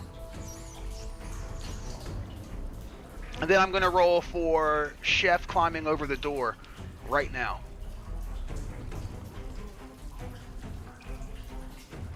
Alright, so all the players, we got a 3, 4, 5. All the players are faster than the puppets. So all the players are gonna go first. So first is Rob Escobar, right? No, it's actually Wade the Arturo. No, you got a 5. I got a 4. Yeah, you got a 5. Oh shit, I'm slow. Okay, never mind. It's okay, buddy!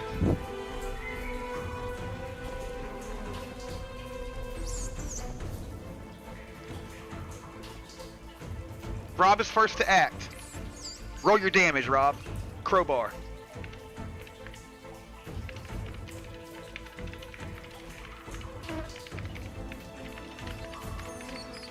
That would be a 9.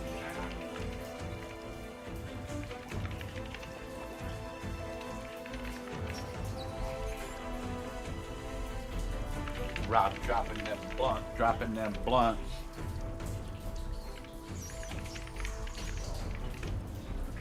Hear that body go crunch, crunch. If this broadcasting does not stop, my ears will start bleeding. So Pulls a crowbar from his belt and hits the housekeeping puppet for 9 damage, right?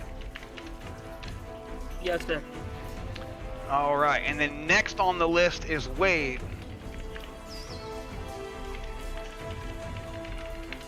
Roll your damage, Wade. 8 plus a zap.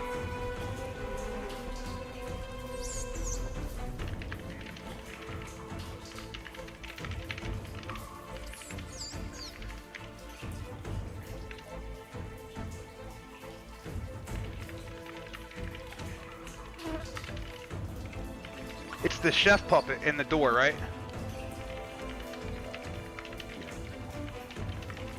The last one crawling over. One more being done. And I have to make a reflex on that for the puppet. Is that correct?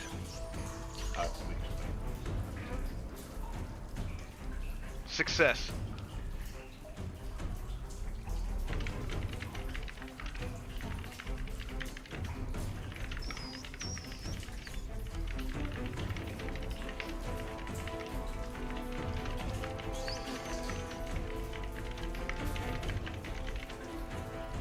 And that was 9 damage, 8 damage. 8 damage.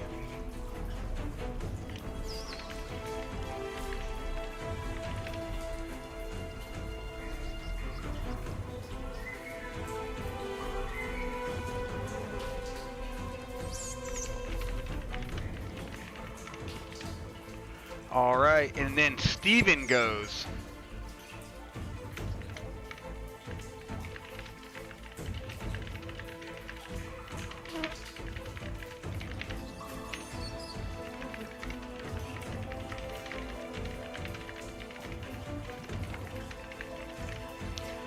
Let's go to Steven.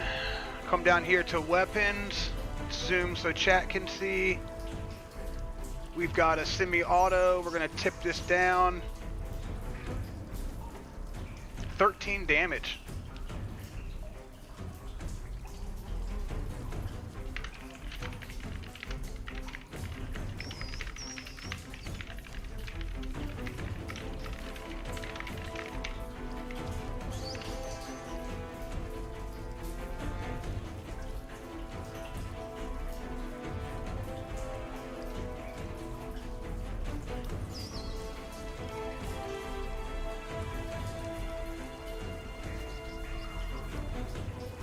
What was our speed rolls? She's dead.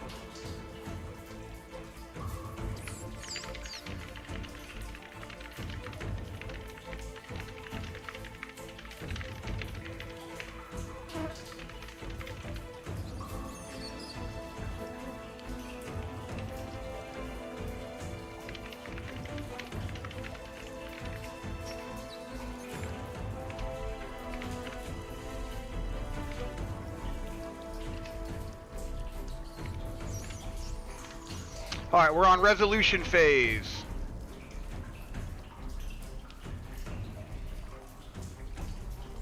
No time to mourn his hammer. Rob's hand drops to his belt, finds the crowbar. Solid steel, curved in, the same tool they used to breach this door, and rips it free in one fluid motion. The housekeeper is still forming her broadcast with her mouth open, that flat voice starting to emerge. Rob doesn't let her finish.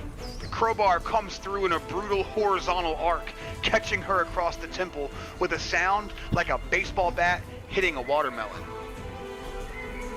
I'm pretty sure I have something like that.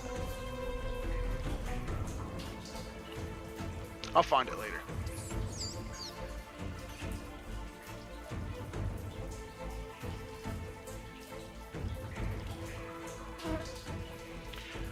The crowbar comes around with the baseball bat watermelon, deals 9 damage. Her head snaps sideways and blood spittle sprays across Marcus's monitor. The broadcast dies in her throat, replaced by a wet gurgling sound. The noise of a skull that's no longer structurally intact. She staggers, but doesn't fall. Although it seems the broadcast has stopped. The chef is halfway through the door. One leg over the pile, meat cleaver raised, white stained with something that might be wine or spaghetti sauce. In the red emergency light, it's impossible to tell. Wade decides it doesn't matter. He steps forward with the cattle prod extended and jams the electrified tip into the chef's chest. 8 damage. The discharge lights up the doorway, casting wild shadows across the pile of bodies. The chef's body goes rigid for just a moment. Loss of motor control, muscle seizing, that terrible electrical rictus. But the implant holds. The chef shudders, smoke rising from the contact point, but he keeps coming. His eyes never leave Wade's face. His grip on the meat cleaver never wavers. The reflex save succeeds, and Agent 3's connection with the puppet remains intact. 2 charges left, Wade. The housekeeper stumbles towards the back of the room, towards Steven. She's broken, skull caved in on one side, blood pouring down her face, legs barely functioning, but she's still moving, still reaching, and still trying to complete her mission. Steven watches her come, watches those empty eyes fixate on him, watches those bloody hands reach for his throat, and something snaps. Not courage, not resolve, but something else. That frozen paralysis that's held him since he killed the galley woman, it shatters like ice in spring, replaced by something older, something primal. Fear. Pure animal terror. The Glock kicks in his hand. The muzzle flash blinds him. The sound is deafening in the enclosed space. He doesn't remember pulling the trigger. He doesn't remember aiming. He doesn't remember anything except the housekeeper coming towards him and the desperate need to make her stop. The bullets punch into her chest, her shoulder. She jerks with like a marionette being cut from her string. Blood sprays, bone fragments, something vital ruptures. She drops. She doesn't get back up, and Steven stands over her, Glock still raised, smoke curling from the barrel, breathing in ragged gasps. His hands are shaking so bad the gun rattles, but his eyes are clear. He's back. The chef clears the pile of bodies, boots finding purchase on the security officer's back, and he drops into the security office. He's a big man. Broad shoulders, thick arms, the build of someone who spent decades hauling stock pots and wrestling sides of beef. The meat cleaver in his hand looks like it belongs there, an extension of his arm, a tool he's used 10,000 times, but never like this. His eyes find Rob, the nearest target, the first threat to eliminate. The cattle prod burn on his chest still smokes, but he doesn't seem to notice. He doesn't seem to feel it. He raises the cleaver and charges Rob.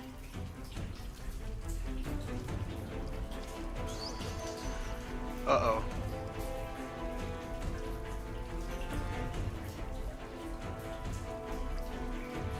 The cleaver comes down in a brutal overhead chop. The same motion the chef has used 1,000 times to break down chickens, to split beef bones, to portion pork loins. Rob sees it coming. He twists sideways. The blade whistles past his shoulder. The chef is attacking Rob with the meat cleaver.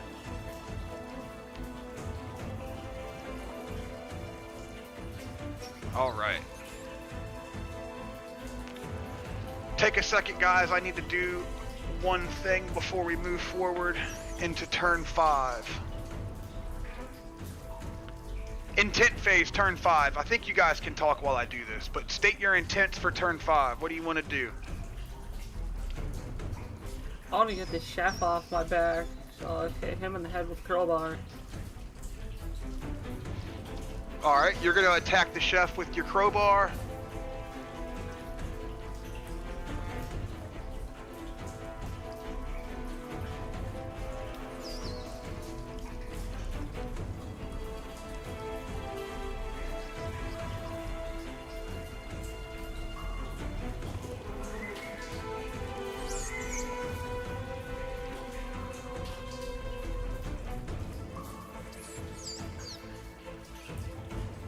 Wade.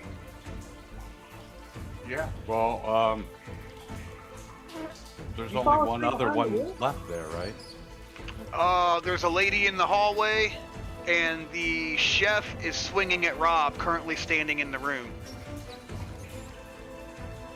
Alright, I guess I'll...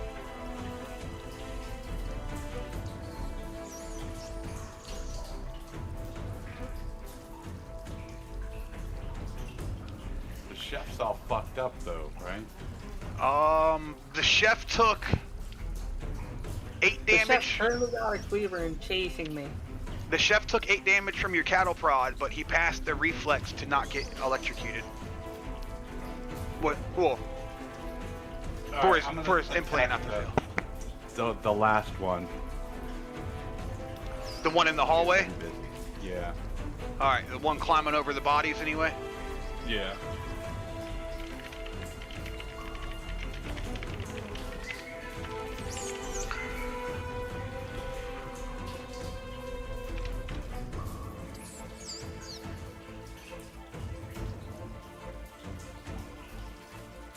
Alright.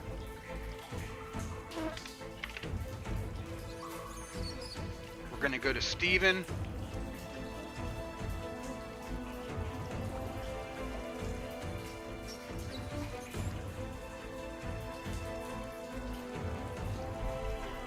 Steven fails combat.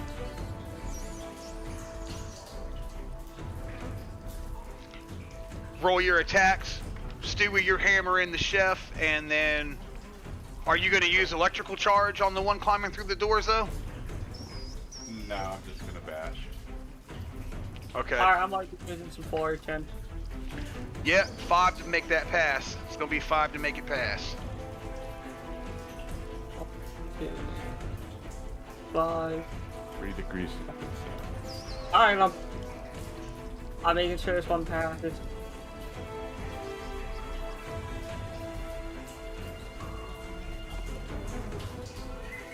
Alright. Steven has speed 3, you guys both have speed 2. Scratching my nose. We gotta go here. We're gonna roll speed for the chef puppet. Ready? Speed 5. And now we're gonna roll speed for the last puppet. Speed 4. So chef puppet, last puppet, Steven, and then you guys. Alright.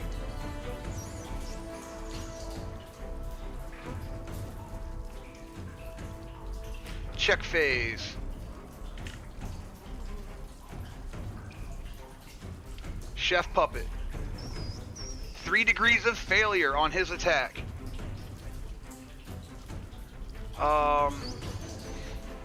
Puppet coming through the door is going to use all of their movement to get through the door.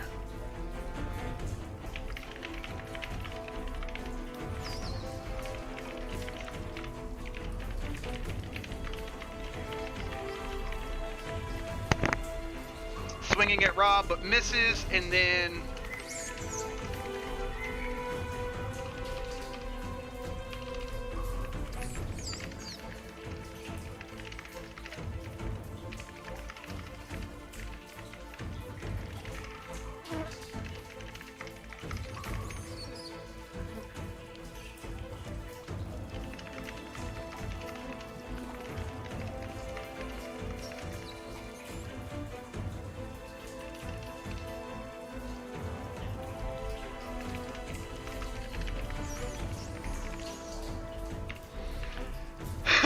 chef puppet, last puppet, Steven fails.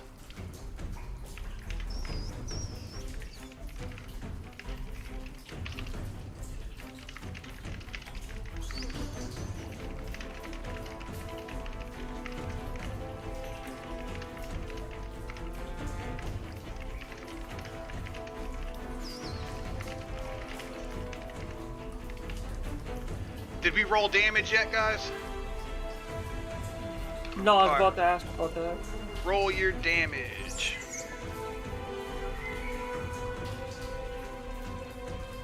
Reflex is 17. Reflex is 38. So Rob is going to hit first here. 6 damage. I mean, Wade is going to hit first here.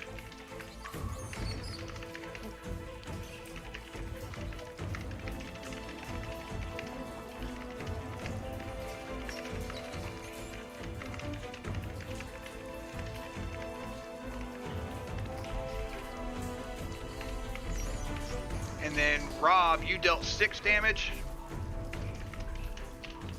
Yes.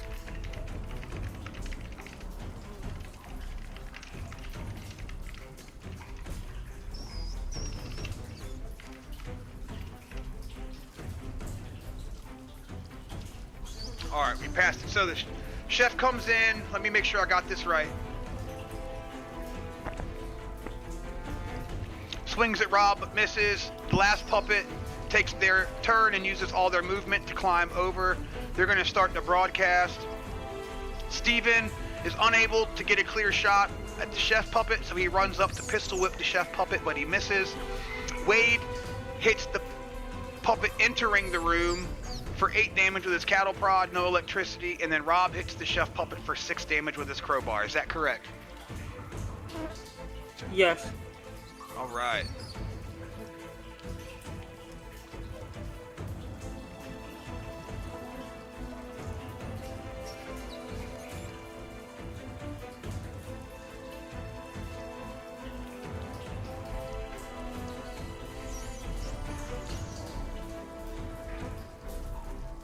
Hold on, this isn't working.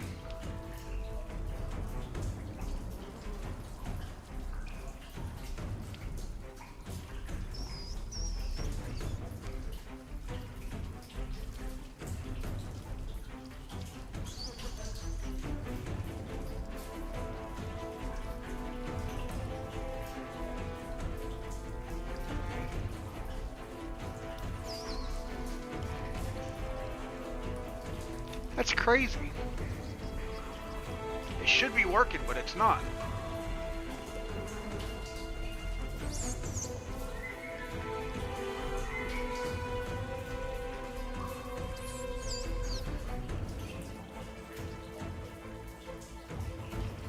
Okay, I don't know. I think my internet's just being stupid, guys. I'm so sorry.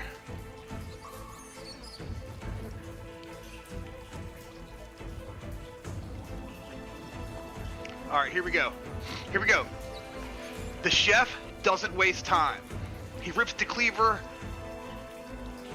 from his chest and comes around with a horizontal slash, aiming for Rob's midsection. The kind of cut that would spill intestines, that would end fights permanently. But Rob dances backwards, his crowbar raised, and the blade passes inches from his gut. Miss.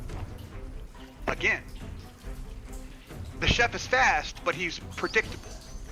Kitchen work is about efficiency, about repetition, and about doing the same motion 1,000 times until it's perfect. But combat isn't. The targets move. The targets fight back. The targets don't just lie there and let you butcher them. The last puppet clears the pile, a civilian. No uniform, no name tag, just a woman in casual clothes who was probably enjoying her vacation when 0 hour hit. She's in jeans, a cruise ship t-shirt, sneakers that are now soaked with the blood of the body she climbed over. She stumbles into the room off balance from the climb and her mouth opens. One word starts the broadcast. The beginning of the end if she finishes. Steven sees the chef, sees Rob dodging, and sees his chance to help. He sprints across the room, Glock raised. Not to shoot. The angle's wrong. Rob's in the way. But to strike. To use the pistol as a club, to bring it down on the chef's skull and to do something useful instead of standing frozen in the back of the room. He swings. The chef shifts just slightly, just enough, and the pistol whips through empty air. Miss.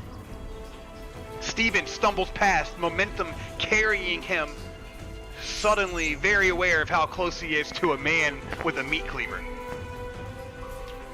Wade doesn't have time to reach the chef, doesn't have time to help Steven, but he can reach the civilian. He crosses the distance 2 strides, cattle prod swinging, and catches her across the jaw before the second word can form. Crack! 8 damage. No electricity, just blunt force. Just steel meeting bone. Her head snaps sideways, her teeth fly. The broadcast dies in her mouth, replaced by a wet choking sound. And that's all she gets. 1 syllable. 1 fragment of a word. Not enough for Agent 3 to act on. Not enough to bring more puppets running. She staggers, but doesn't fall. Her jaw hangs at an ugly angle, dislocated and maybe broken. But she's still upright. Still moving and still dangerous. The chef's focused on Rob. The chef just missed twice. The chef is wide open, and Rob makes him pay. The crowbar comes around in a tight arc, catching the chef across the ribs, right where Wade's cattle prod left a smoking burn. 6 damage, and the impact drives the air from the chef's lungs, folds him over the blow, and sends him staggering sideways into the monitoring station. His ribs crack. The same ribs that took the electrical charge, and the chef gasps, a wet, wheezing sound. His free hand goes to the side, pressing against the damage, that mechanical precision finally faltering. He's hurt. Badly.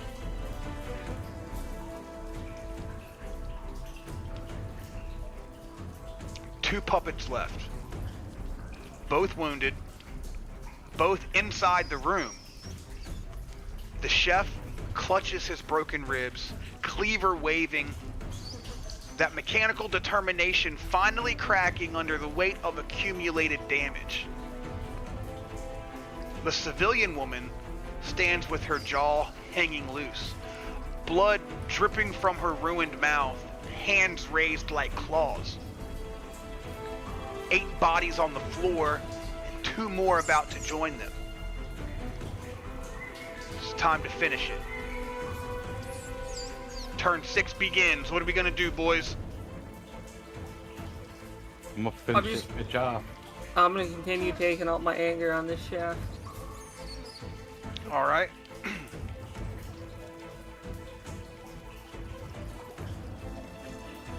Steven is going combat.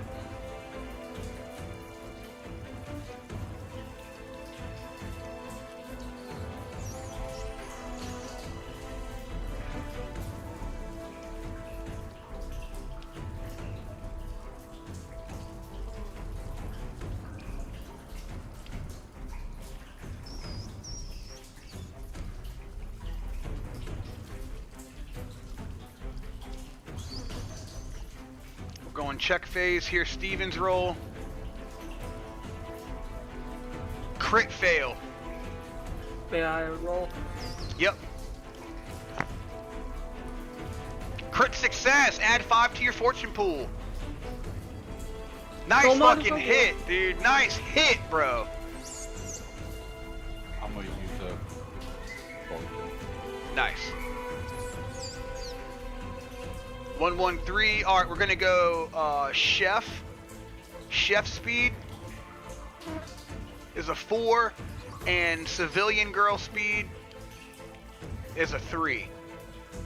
So we got chef first.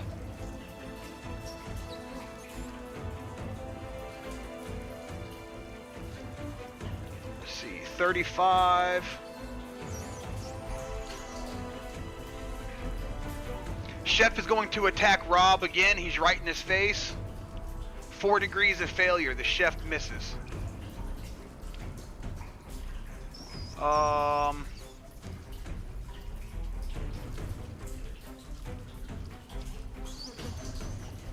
right.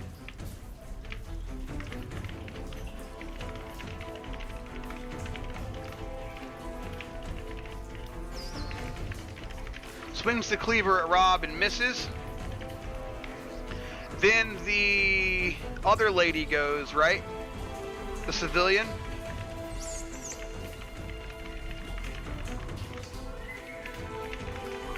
She's going to attack Wade, who interrupted the broadcast.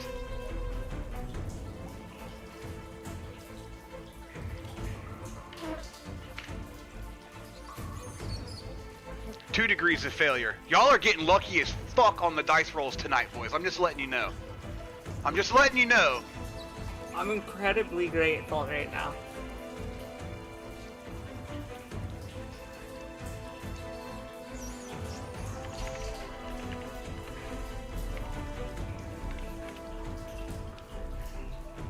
Alright, so we had a 4, a 3. We had Rob with the crit success. So you get to choose where you hit him and do max damage. I just want to go right for the midsection. You can do it, Ozzy. Bite his freaking head off. I just want to drop him.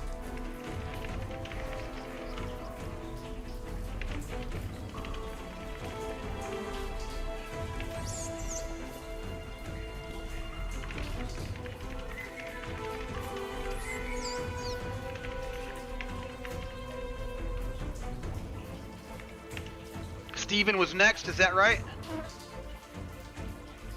Yeah. I don't know, hold on. Reflex is 22. What's your reflex, Wade? 38. Wade goes next. No charge? No charge on him? No charge. Alright, deal your damage, Wade. Stewie, you're not rolling damage because you deal max.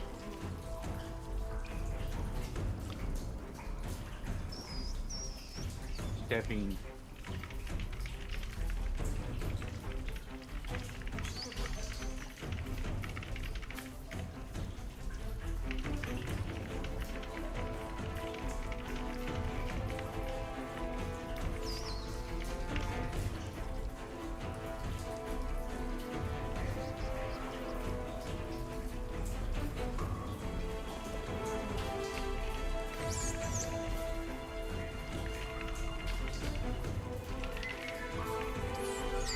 Never been this stutter. You see your worst. Is it me? I don't know. I seem pretty smooth on my. It might be my end. I don't know.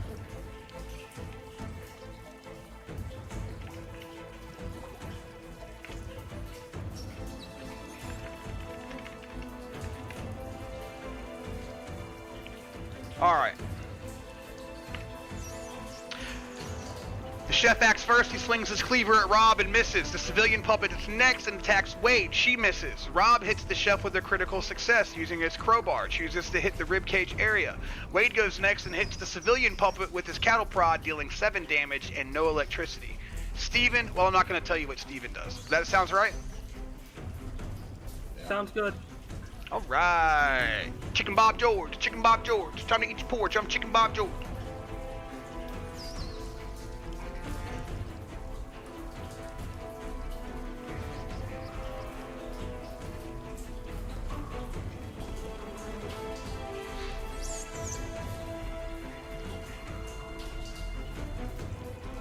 The chef is dying. He has to be. 14 points of damage, ribs grinding against each other, that electrical burn still smoking on his chest. But puppets don't know when to quit. He raises the cleaver, slower now, the weight of it almost too much for his failing body, and he brings it down towards Rob's head. Rob sidesteps. The blade bites into the edge of the monitoring station and sends sparks flying, burying itself in plastic and circuitry. One of the remaining screens flickers and dies.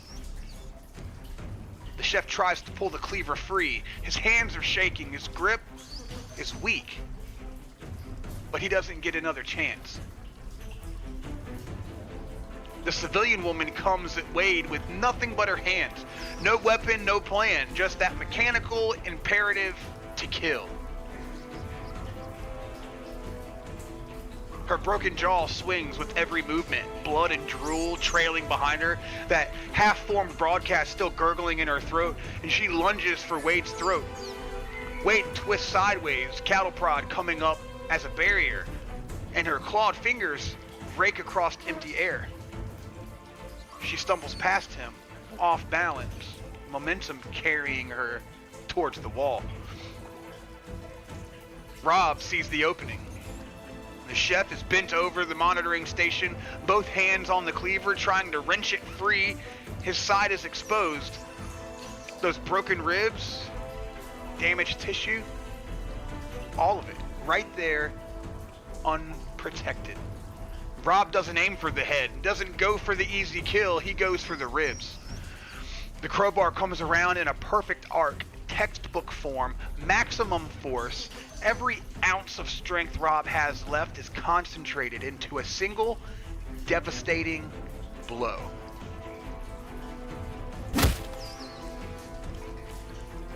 The sound is catastrophic, not the crack of breaking bone, the collapse of a chest cavity. The crowbar punches through the already damaged ribs like they're made of wet cardboard, driving fragments inward, puncturing lungs, shredding everything in its path. The chef's mouth opens. Not to broadcast, not to scream, just a reflexive gape as his body tries to process damage it was never designed to survive. Blood sprays from his lips, bright arterial red, the color of a punctured lung. His hands release the cleaver and his legs buckle. He goes down. Not slowly, not dramatically, he just stops. Like someone pulled the plug, like an implant finally received a signal even Agent 3 couldn't override. System shut down. Catastrophic damage. Host unrecoverable. The chef hits the deck and doesn't move again. One left. Wade turns. The civilian woman stumbles past him. She's trying to recover, trying to run, trying to turn, trying to come at him again with those clawed hands, but he doesn't give her a chance. The cattle prod swings horizontal, catching her across the back of the skull. No electricity, just steel, just force, and just the brutal mathematics of blunt trauma. 7 damage, and her head snaps forward. She staggers into the wall, hands slapping against the metal, leaving bloody prints. Her broken jaw swings wildly, that gurgling sound getting louder and wetter. She doesn't fall. 15 damage total now. But she turns around, slowly and painfully, that broken jaw hanging by threads of muscle, eyes empty and fixed on Wade. She's still coming. Steven stands 3 feet from where the chef just died. His Glock is raised. His finger is on the trigger.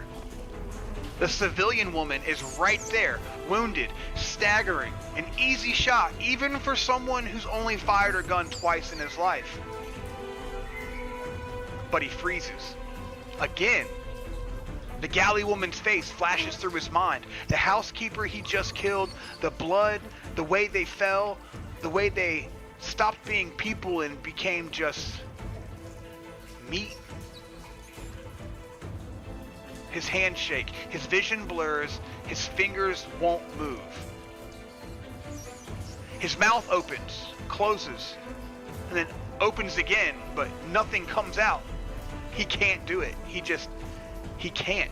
The Glock waves, drops slightly. His eyes are wet. "I'm sorry," he whispers.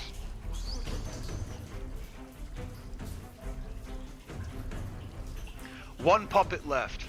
The civilian woman stands against the wall, broken jaw swinging, blood pouring down her cruise ship t-shirt.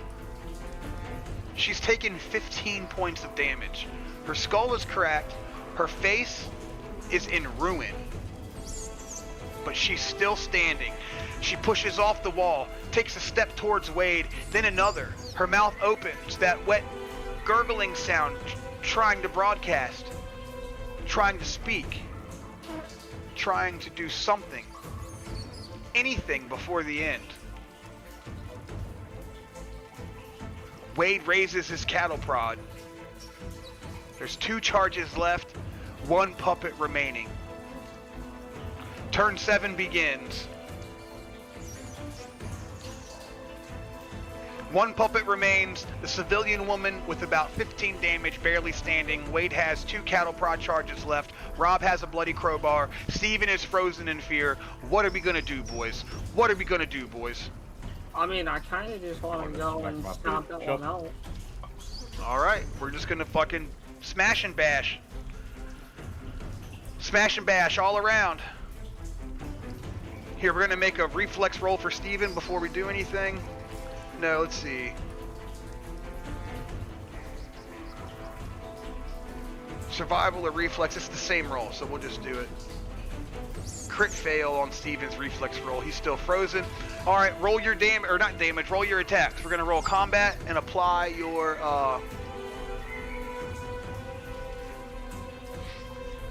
apply your... Use 5 degrees of fucking... weapon. Yep, you got it. You failed by 4? You got 37, so you're not gonna miss it. Yeah. Rob, you got 2 degrees. Make sure you add those to your pool. Looks like you did. I added them. Alright, and now we're gonna roll speed for the puppet. 2. So we have Rob goes first, then the puppet, and then Wade.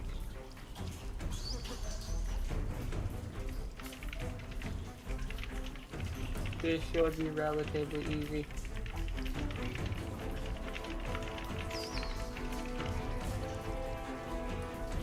Deal your damage, Rob. Roll your damage.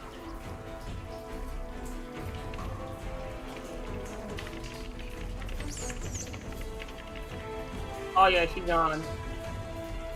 Kate.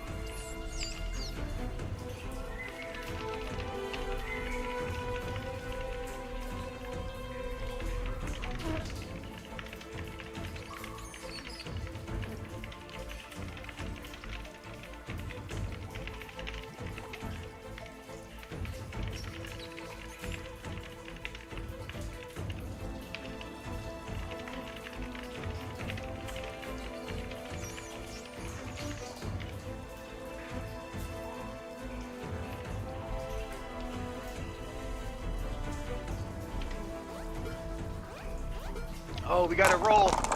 Is that Zodiac? I see 2 6s.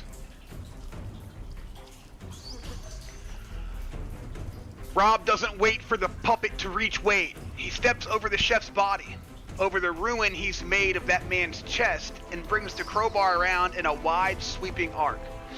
No finesse, no precision, just violence, pure and simple, the kind of blow that ends things permanently. Curved end of the crowbar catches the civilian woman across the temple. There's gotta be a fucking good impact.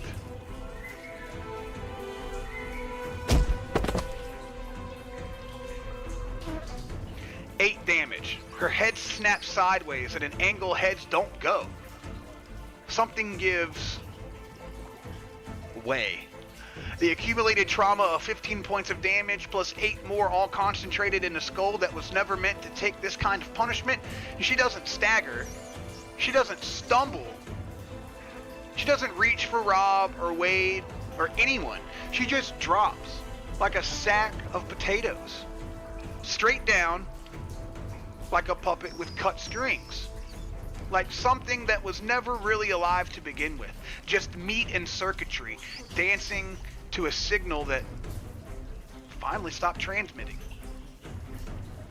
She hits the deck face first. Her broken jaw shatters completely on impact. Her cruise ship t-shirt, celestial majesty sailing into paradise, soaks through with blood, and she doesn't move. She doesn't get back up.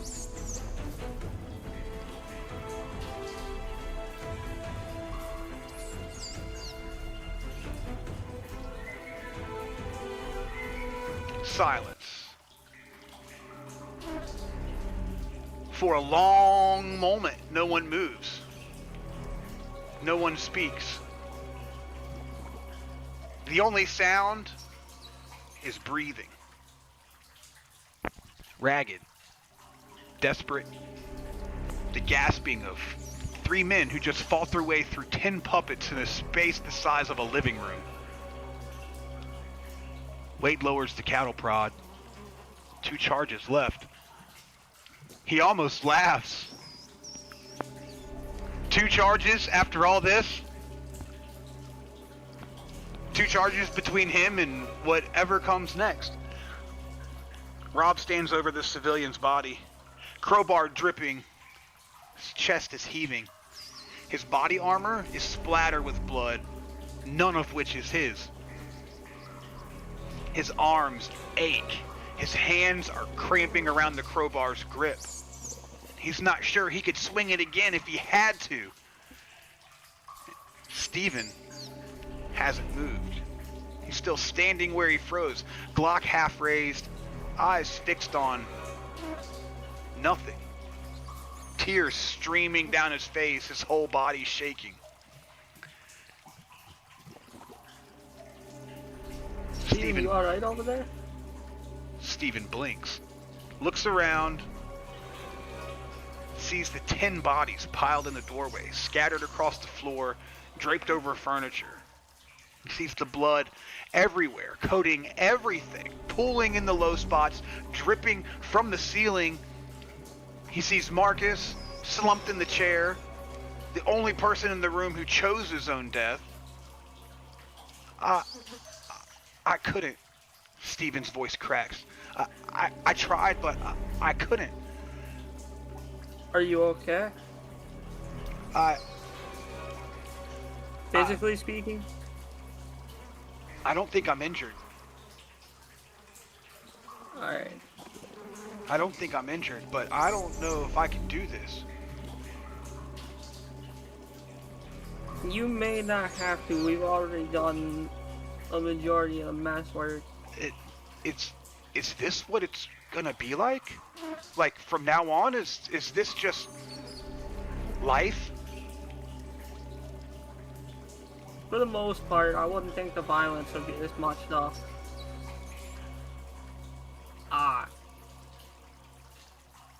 Steven, can you work on any of these electronics? Are any of these still technically in salvageable condition? It's just a security room right now.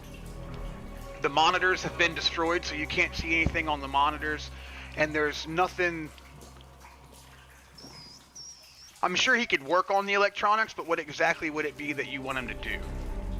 I'm not really trying to get him to focus on the monitors. I just need his head to be anywhere else because he's in a state of shock.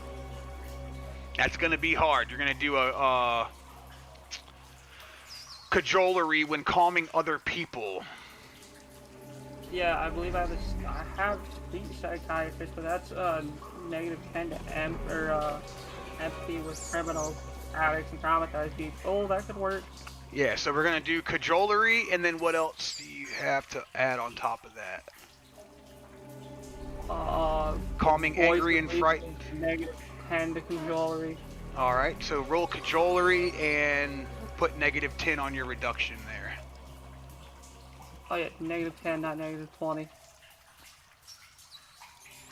And then we'll, cajolery.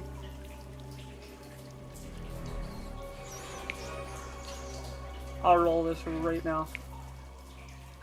Ooh, 4 degrees of failure. failure. Oh my gosh, really? Can I use 5 degrees to make this right? You totally can, but you might want to deliberate with your teammates to see if it's worth it or not. Fuck Steven.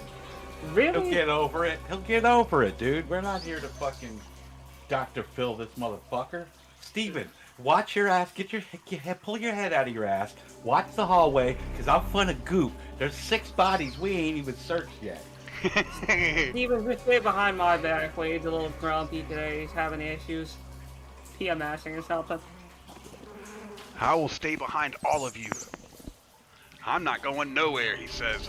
No, this is not for me. This is not for me. Now we got 10 bodies in the security office. 11 if you count Marcus. The doorway is impassable. 4 corpses are piled high. A barricade of dead that kept the living alive.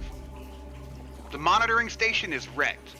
The screens are shattered. Consoles are sparking. Marcus's final legacy is destroyed by the crossfire. But some of the cameras still work. Oh, it says 3 out of 6 flicker but functional. Still showing feeds from across the ship. Wade looks at them. The atrium is quiet. The survivor camp is undisturbed. The medical bay corridor is empty. No sign of Victor, but no sign of puppets either. He made it. He must have. The crew quarters on deck 3 are still. The 10 puppets that were there aren't coming back.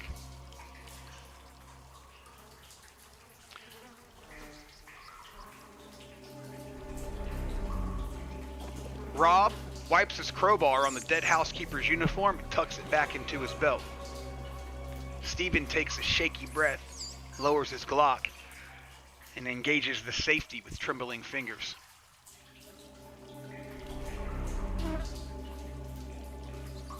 Wade takes one last look at the security office, at Marcus in the chair, at the note on the console, now spotted with blood.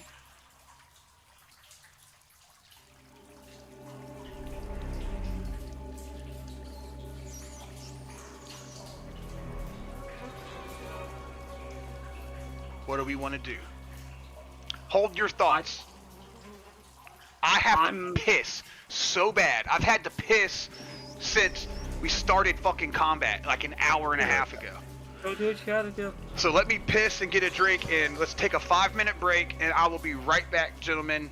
Just, yeah, talk about what you want to do, talk about the plan, talk about the goals, and I will be right back. I got him. Hello, motherfucker. Could I get extra cheese as well? I guess I'll get some lettuce. And I'll get some tomatoes. black olives, I guess, some black olives. And I guess I'll get 2 pickles. And I guess I'll get some pepper. A little bit of lettuce, a little more lettuce as well. And some mayonnaise.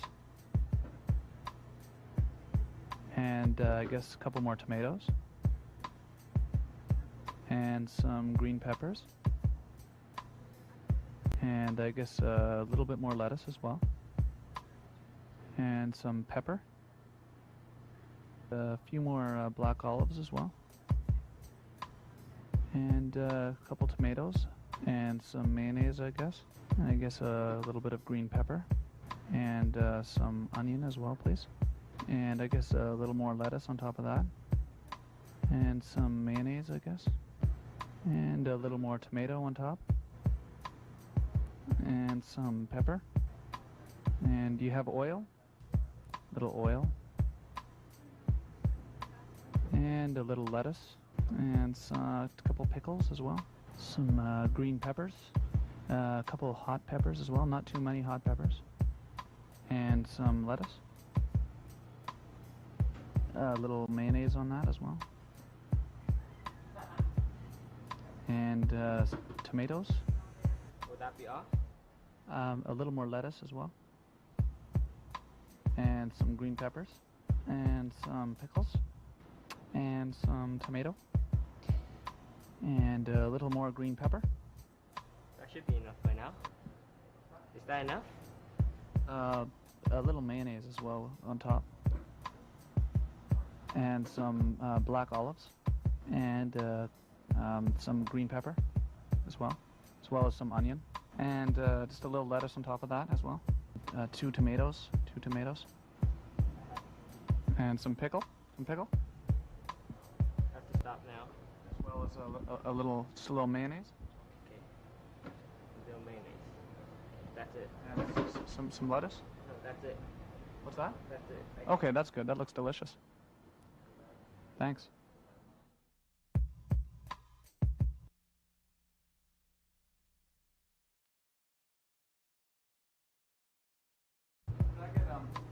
Could I get extra cheese as well?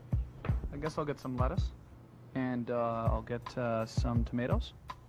Black olives, I guess, some black olives. And I guess I'll get 2 pickles.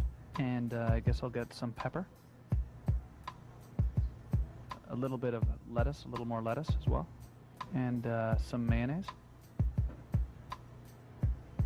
And I guess a couple more tomatoes. And some green peppers. And I guess a little bit more lettuce as well. And some pepper. A few more black olives as well. And a couple tomatoes. And some mayonnaise, I guess. And I guess a little bit of green pepper. And some onion as well, please. And I guess a little more lettuce on top of that. And some mayonnaise, I guess. And a little more tomato on top. And some pepper. And do you have oil? A little oil. And a little lettuce. And a couple pickles as well. Some green peppers. A couple hot peppers as well, not too many hot peppers. And some lettuce. A little mayonnaise on that as well. And tomatoes. Would that be all? A little more lettuce as well. And some green peppers. And some pickles. And some tomato. And a little more green pepper. That should be enough by now. Is that enough? A little mayonnaise as well on top. And some black olives. And some green pepper as well as some onion. And just a little lettuce on top of that as well. 2 tomatoes. And some pickle.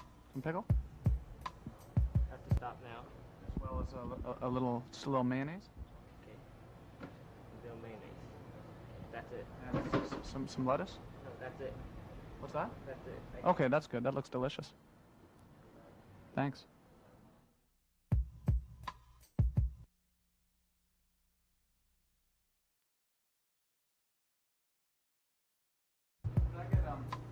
Could I get extra cheese as well? I guess I'll get some lettuce. And I'll get some tomatoes. Black olives, I guess, some black olives. And I guess I'll get 2 pickles. And I guess I'll get some pepper.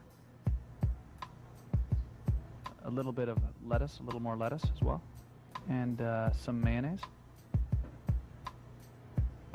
And I guess a couple more tomatoes. And some green peppers. And I guess a little bit more lettuce as well. And some pepper. A few more black olives as well. And a couple tomatoes. And some mayonnaise, I guess. And I guess a little bit of green pepper. And some onion as well, please. And I guess a little more lettuce on top of that. And some mayonnaise, I guess. And a little more tomato on top. And some pepper. And do you have oil? A little oil. And a little lettuce. And a couple pickles as well. Some green peppers. A couple hot peppers as well, not too many hot peppers. And some lettuce. A little mayonnaise on that as well. And tomatoes. Would that be all? A little more lettuce as well. And some green peppers. And some pickles. And some tomato. And a little more green pepper. That should be enough by now. Is that enough? A little mayonnaise as well on top. And some black olives. And some green pepper as well as some onion. And just a little lettuce on top of that as well. 2 tomatoes. And some pickle. I have to stop now. As well as just a little mayonnaise. Okay. A little mayonnaise. That's it. And some lettuce. No, that's it. What's that? That's it. Okay, that's good. That looks delicious. Thanks.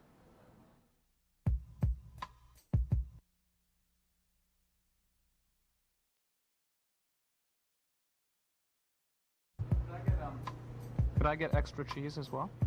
I guess I'll get some lettuce. And I'll get some tomatoes. Black olives, I guess, some black olives. And I guess I'll get 2 pickles. And I guess I'll get some pepper. A little bit of lettuce, a little more lettuce as well. And some mayonnaise.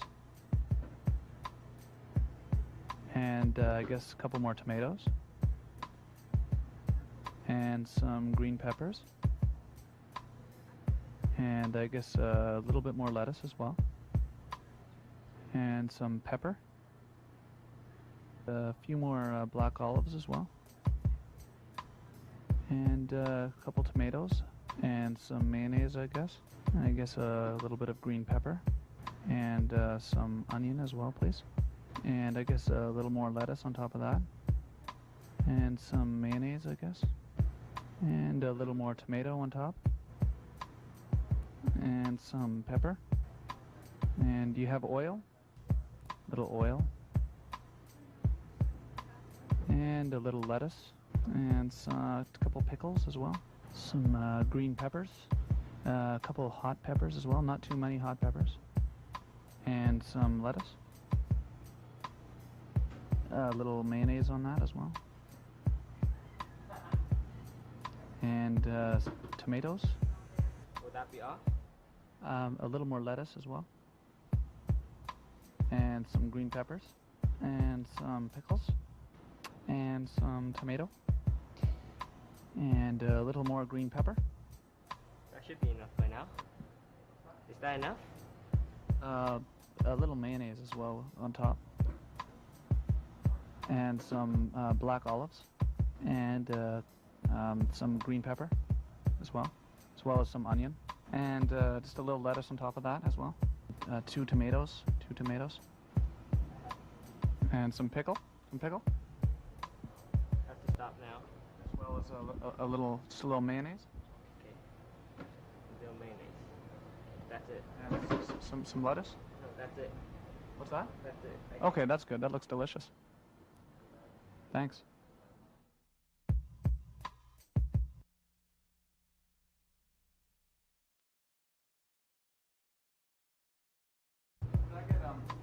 Could I get extra cheese as well?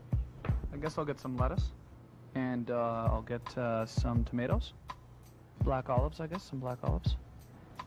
And I guess I'll get 2 pickles. And I guess I'll get some pepper. A little bit of lettuce, a little more lettuce as well. And some mayonnaise. And I guess a couple more tomatoes. And some green pepper. All right, Chad, I'm back. Let's go to the kitchen for a minute. We'll go to the hack room. We'll go to the hack room and hang out for a minute. You guys still in chat? Yeah. Cool.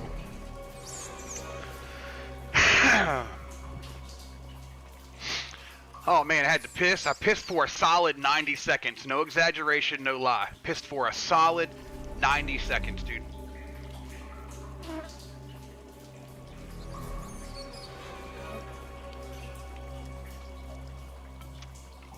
That don't seem like a long time until you're actually pissing and you count to 90.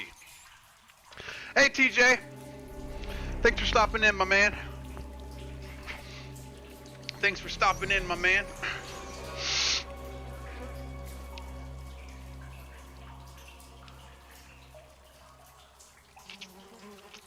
Were you around yesterday when I showed my face on the fucking camera?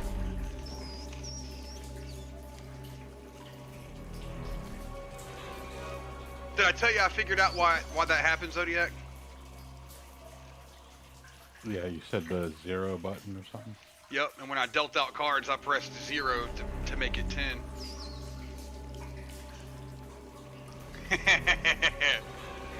I can too count to 90. 1, 2, 3, 4, 5, 6, 7, 8, 9, 10, 11, 12. No, I've got to count to 90 so that he understands that I can do it. 13, 14. I have to prove to him that I can do it. 15, 16, 17, 18, 19, 20.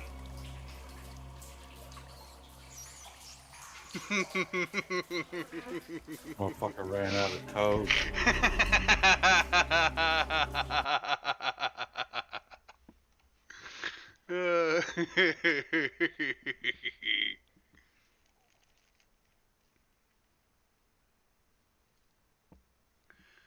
All right.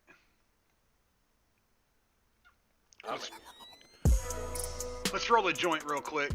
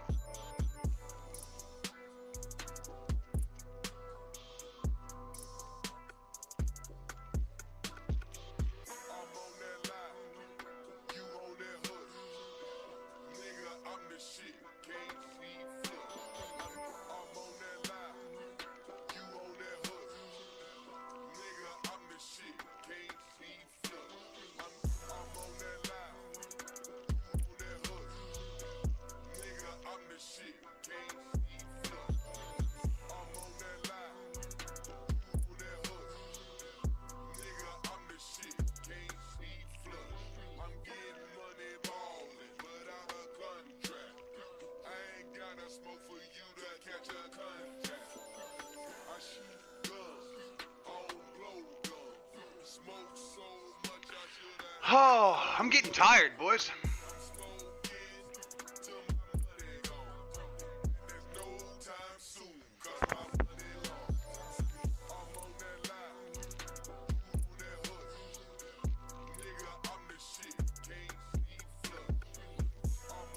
You gonna call it early tonight? No, I'm gonna roll this joint and we'll get back in it. Alrighty.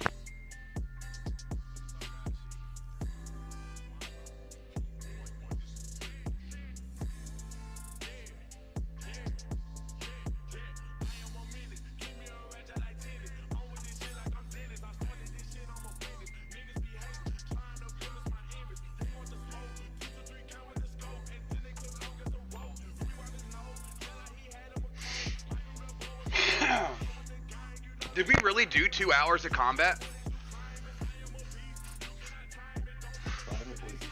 Because I started stream like 5 minutes or so into the starting soon, I think it was. It wasn't too long today.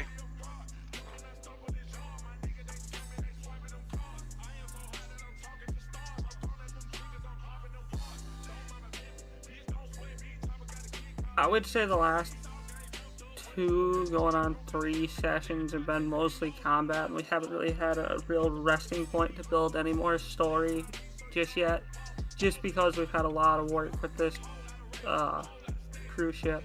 Mm-hmm.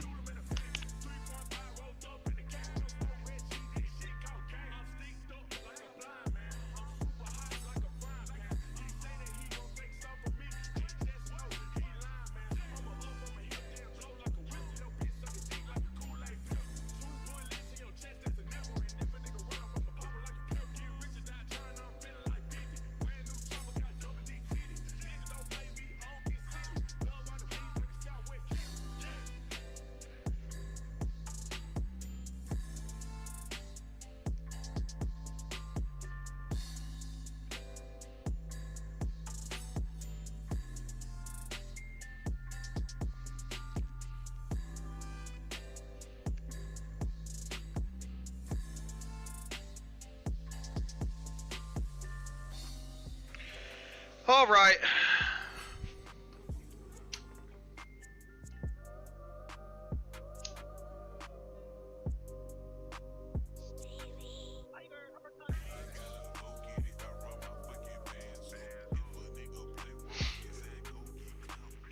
Thanks for hanging out, guys. We're gonna get back into it. We're gonna get back into her.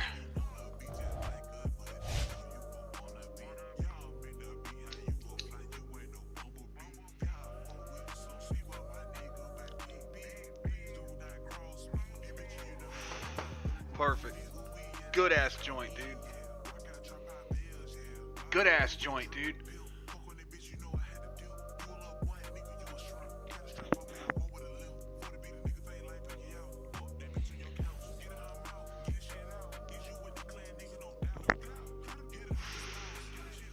All right.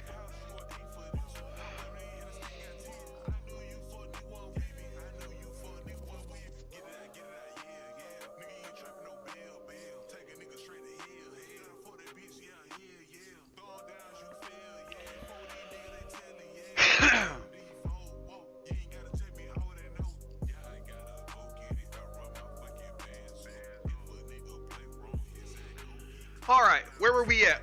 Everything's gone. Bodies are dead. Before me and Wade were talking, and we're basically gonna continue onward. We're gonna head to the next room. What's the next room? What are we talking about? Gonna go back through the crew quarters and make sure all of 3 is clear. Okay. How many do we know how many we've seen in 3? It was 10 on the cameras. That's the ones we just killed though. The 4 and then the plus the 6. Correct. But that's when we went up and around. We didn't go through the crew quarters, right? That we can't see like in the rooms or whatever. You cannot see in the rooms, no. And we never found out what the fucking chewy sound was. Never Either found that out. or backtrack back up. I mean, you know. Well, what's our first goal here? What's our objective? Our objective is to get everyone from Harlem's boat onto the cruise ship. All right. Yeah, which means clearing the boat. So that's what I'm saying. Like if there's an unclear part of floor 3, which we got to bring everybody into, we should probably fucking check it out.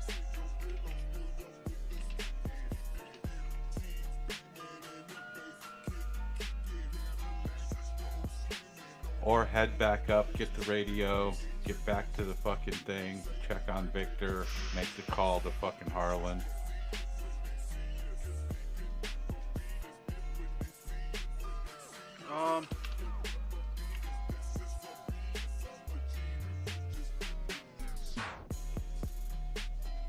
We're gonna pop this up an hour in time.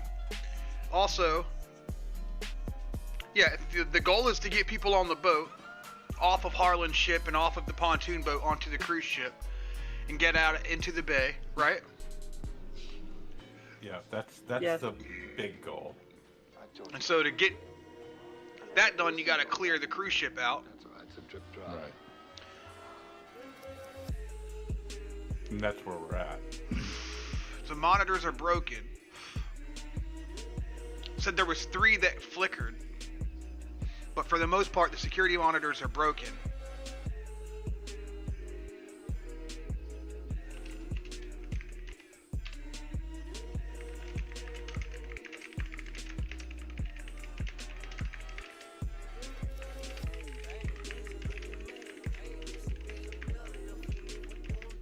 I'm only silent because I'm trying to think.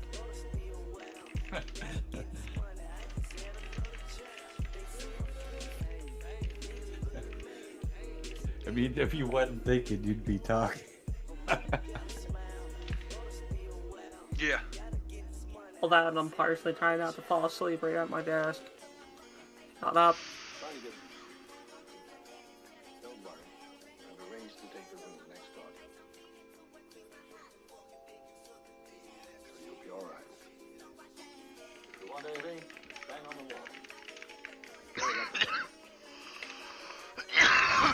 First thing, we got to search these bodies, see if there's anything relevant, especially the captain guy. I wonder if anyone has a small lighter on them.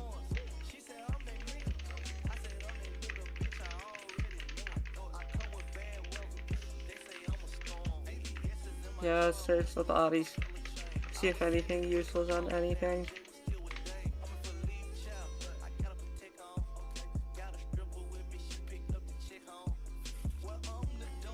Man, I just thought about this. There are gonna be less like bodies and more like body pudding. We really roughed a couple of those puppets up.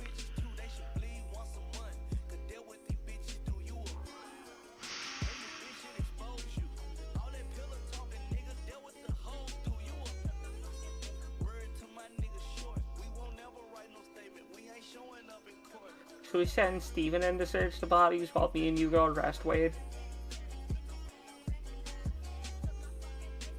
Go what? Go rest? No, should we send Steven in to check the bodies and we'll go rest? We'll give him a little taste of what the real world's like.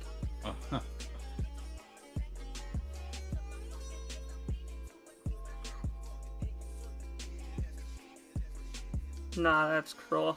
I can't do that to him. Cut off a puppet's head and make fucking Steven wear it for a hat for the next 3 fucking decks. I don't know. Steven's a weird character. He's a bitch. But he's smart. There's potential there. He gotta kill, man. He gotta kill. There's potential. When it counted. Yeah. And now that one person he's killed is haunting him eternally. Yeah.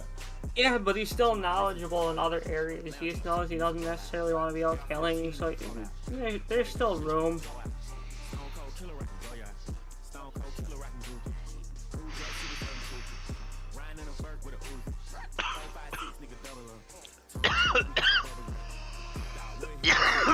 Alright, I'm gonna add another hour to the clock here. Hold on.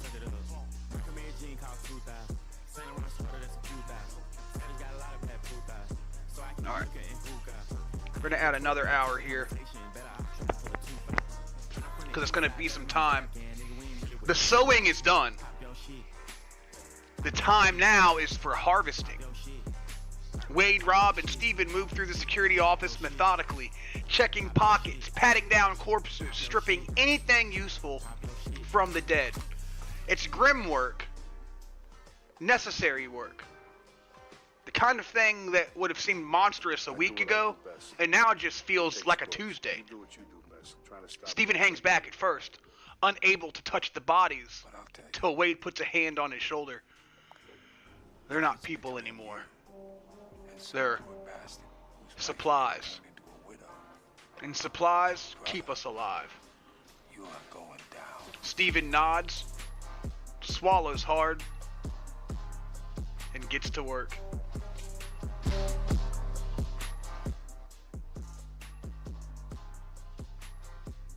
Yeah, Steven, why don't you go search the offices specifically? There's a lot left blood in there, you won't have to see as much. Guys, I'm gonna read you the list. It's a lot of fucking shit, okay? It's a lot of shit. If you hear something that you like or want, just make a note of it. Because I don't want to read the list like 30 times. That's a lot of shit. Puppet 1, the housekeeping worker. Male, age 30. There's a ship ID badge. David Chin, housekeeping.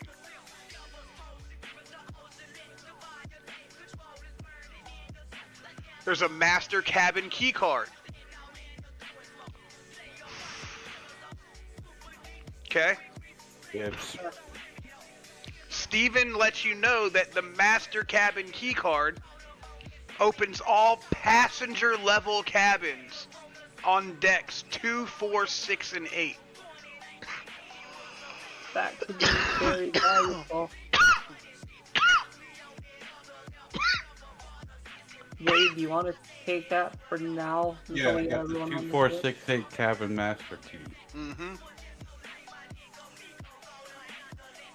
There's a small pin flashlight. He has a wedding ring, a golden band. He's got a wallet with $47, a Florida driver's license, a photo of his wife and an infant, and a pack of spearmint gum. All right. Good there? Yeah. Yeah, I got the key and the gum. I didn't take anything there. I'm not quite feeling any attachment to anything we got. Alright, Rosa Martinez, Puppet 2, the galley worker. Ooh, nice job. The galley worker, female, in her 40s. Rosa Martinez. She's got an 8-inch chef's knife. She has a crew mess key card. Steven knows that the crew mess section allows access to all crew dining and kitchen areas. So not just passenger level areas, but crew dining as well. Alright, I'll take that. She's got a hairnet in her pocket. She's got rosary beads in her pocket. $23 cash. ID card from Mexico. And photos of 3 children. Puppet number 3. The engineering worker. Male. In his 50s. Has a ship ID badge. Frank Kowalski. Engineering. He has a pipe wrench. He has an engine room key card.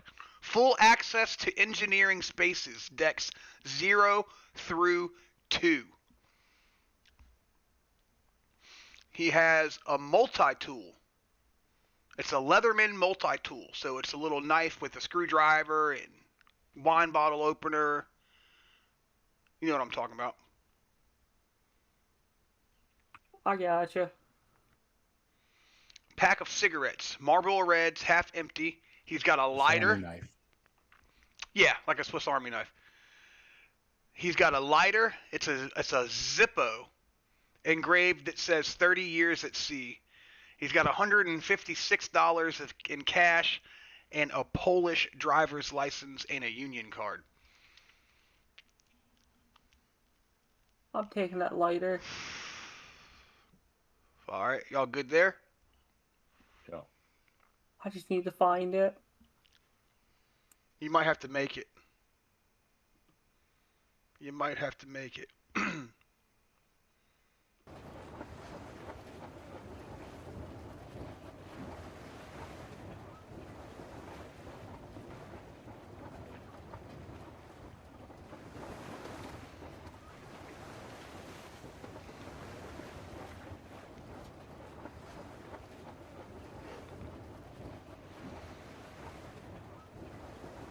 I got everything typed in I needed to. Alright. Puppet 4. The steward. Male in his 20s. He has a ship ID badge. Marcus Thompson. Passenger services key cards. Has access to concierge areas and VIP lounges. Notepad. Small, filled with cabin service requests. The last date written in the notepad is 2 days ago. He's got a Celestial Majesty branded pen. He's got a cell phone in his pocket. It's dead and the screen is cracked. He's got an AirPods case. One earbud is missing. He's got $12 cash in his wallet and a college ID that says University of Miami and a condom.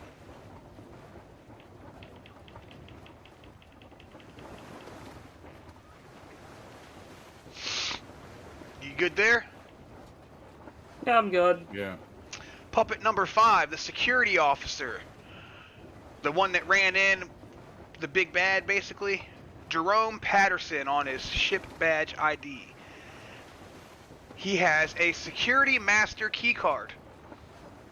Full access to all ship areas, including the bridge, armory, and brig. Got it. So that key card specifically opens every door on the ship, dude. Full access to all ship areas is what it says. Got it.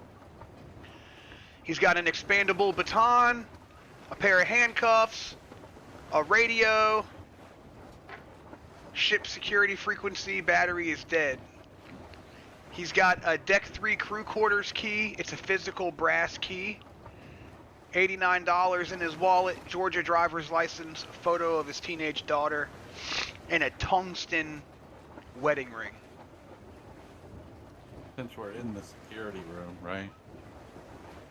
With the things. We We'll are. look around and see if there's a place to charge his walkie-talkie. His radio. I'm sure there is. Yeah, there'd be a little a charging station, a dock. Alright, we'll throw it on the charger and try to get some juice into it. See if we can use that to contact fucking Harlan. It seems to be charging. Alright, carry on. What would you recommend, like, for lighter? You're not going to have necessarily a damage output. So leave those blank, yeah? Yeah, lighter's not going to have damage.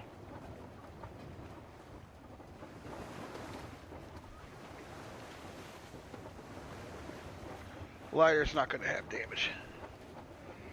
Like you've been hit in the face with a Zippo. If I give me a Zippo, let me chuck it in your Combined fucking tractor face. I is bet I probably can make a gonna little fuck bit of someone up. damage happen. How big were those pepper spray canisters that were, or how big did you think they were, the ones that came out of that safe? The taser cartridges? No, the pepper spray. Because I took the pepper I spray out I of it. didn't get any pepper spray. How big do we imagine one of those cans are? It's probably the personal size. Oh shit, well my plan may not work as well, but we'll see later. Alright, Puppet 6.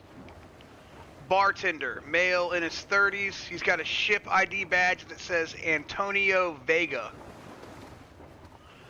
He's got a bar access key card. Gives you access to all bar storage and liquor cabinets.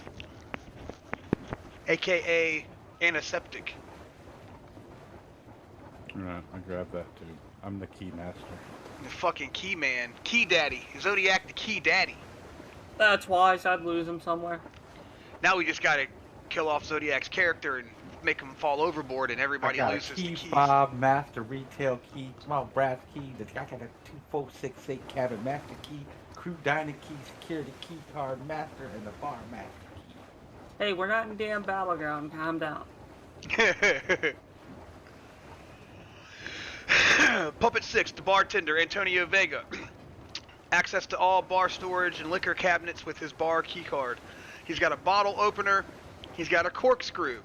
He's got $234 cash rolled into bills in his pocket. guess they're rolled in little... Anyway, he's got a cell phone that's dead. Cocktail recipe cards, rubber banded stack, and they're handwritten.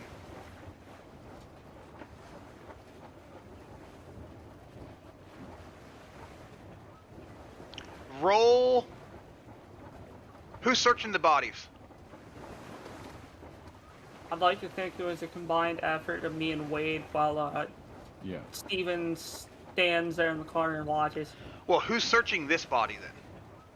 Because I would assume that for speed's sake, everybody searches a body that somebody's not searching, right? So who's... Yeah, we're sort of moving around, checking different bodies. Deliberate between the two of you and tell me who is checking this body. I'll roll you for it. What do you want to roll specifically? Let's do just a speed roll. Just a speed die? roll. Lowest, or what? Highest man gets it. Alright, high speed. Stewie with a 4. Zoe with a 2. Alright, well. Alright. Rob pauses as he reads the name on the ship ID badge. Vega.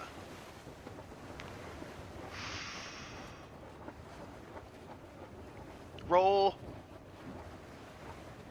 insight.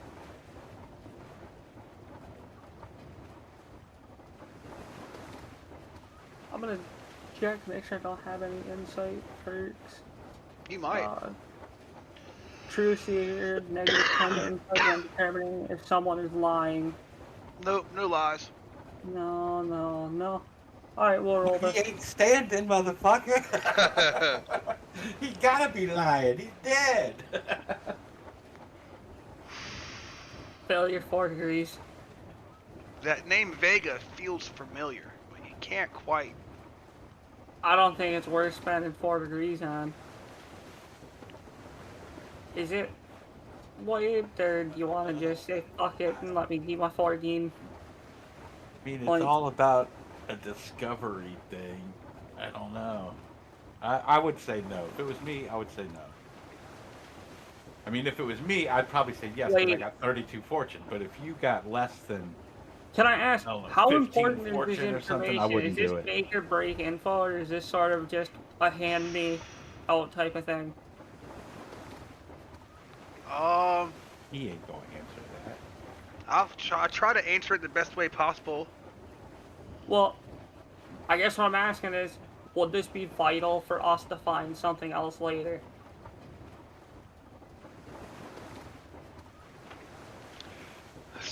It's not vital to the story, no. Alright, then I'm not doing it. Okay. If it's important, it'll come around full circle. Yeah. There'll be some lady. My name is Christina Vega. Please help me. Throw her overboard. Alright. Puppet 7. Y'all killed 10 of these motherfuckers.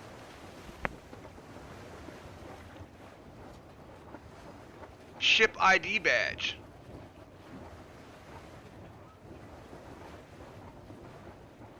Grace Okonkwo.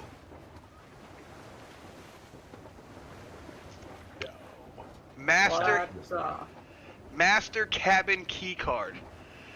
Duplicate of the key card you got off of the first guy. The master cabin key card, I think it does the 2468s. Yeah. Yeah. So that's a dupe. You've got 2 of those if you want to take that. Alright, take that, Stewie. Cleaning master cabin key card. Okay, so that'd be a new item. Cleaning supply key. Opens housekeeping closets on all decks. She has a small spray bottle of glass cleaner, like a Windex ammonia type spray. $67 cash, Nigerian passport, photo of elderly parents. What was that key called again? One last time, I'll leave you alone. Master cabin key card. What, And I'll take the cleaning key that she's got. Even though I got a master, whatever, I'm just collecting keys. Who's searching this body? Yes, I'll grab this I'll one. do it again.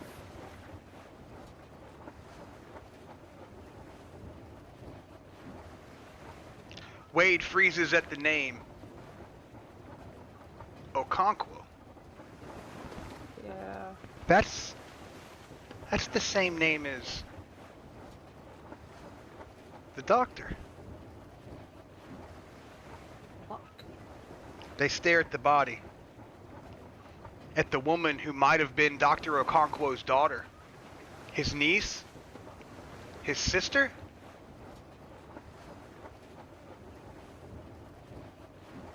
What do you do? Is there any I keep it to photos? myself for now. I don't say nothing. Okay. Are there any photos on this body? Yeah, it says there's $67 cash, a Nigerian passport, and photos of elderly parents. Ah. Do the parents look? Yeah, let's look at the parents real quick. Doctor? We're gonna need Maria on this one to weigh in. Yeah, I'm gonna need to research this.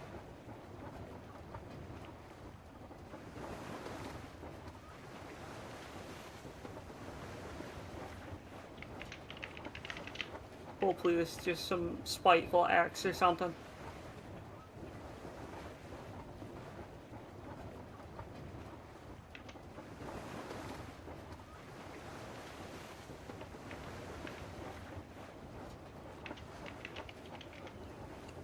Miami's a small world, bro. It really is. For a big city, Wade, it's a lend me very your small hand. place. Throw it over. Everybody's Start. related, bro.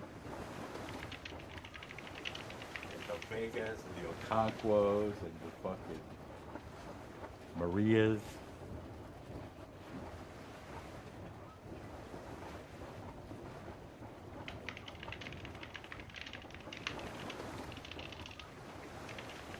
Wait, quick, give me a hand. We can throw this one over the boat. The doctor doesn't even have to know.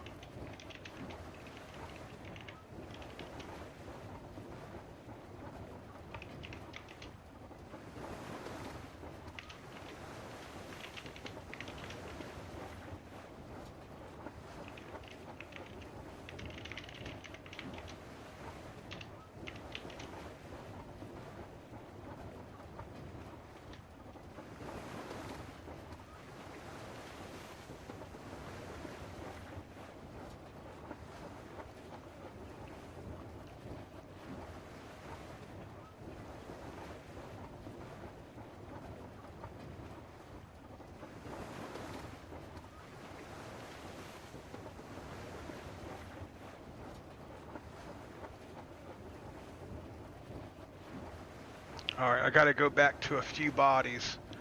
There's a bunch of stuff I missed.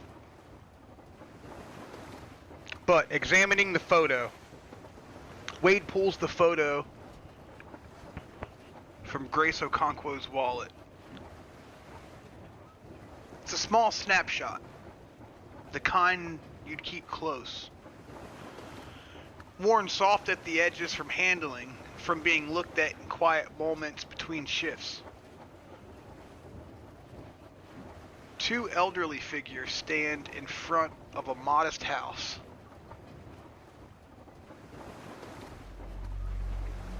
Sunlight catching the white paint of a porch railing behind them. The woman is short, with a rounded face, wearing a colorful traditional dress. Vibrant blues and golds. She's smiling broadly, one hand raised in a wave. The man beside her stands straight back, despite his age, dignified, gray-haired, wearing a simple button-down shirt and slacks. Wade's blood runs cold. He knows that face. The man in the photo is 20 years younger, maybe 30 pounds heavier. His hair is not yet fully gray, but the eyes are the same. That posture, that quiet, steady presence, the calm that comes from decades of keeping people alive in emergency rooms, of making impossible decisions, of holding death at bay with nothing but skill and will. Dr. Okonkwo. On the back of the photo, in neat handwriting, Mama and Papa, Lagos, 2019. Miss you every day. Grace.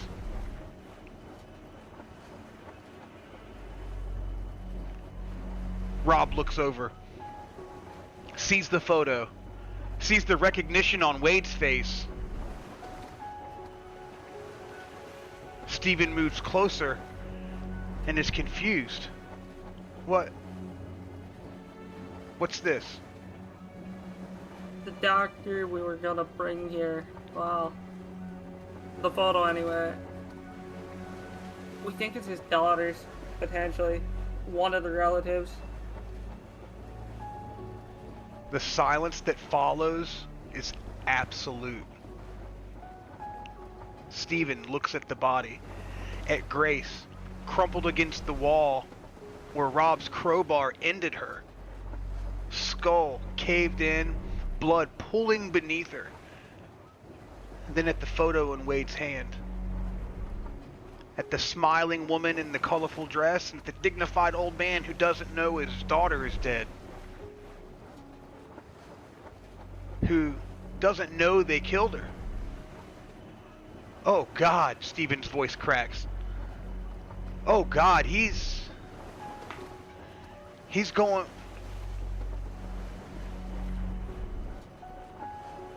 He's gonna find out. He looks at Rob. Then at the photo of a family that no longer exists.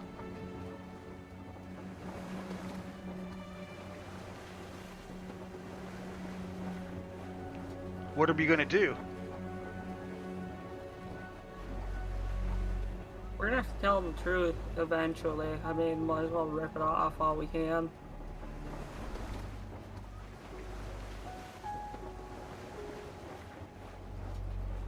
Who's gonna tell him? Well, I put the crowbar through her rib, so I suppose I'll be the one to dole out that information. Wade tucks the photo into his pocket. Keeps it close. Evidence, memory, burden.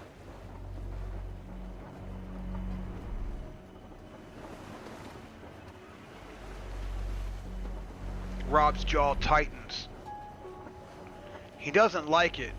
None of them like it. But nobody argues.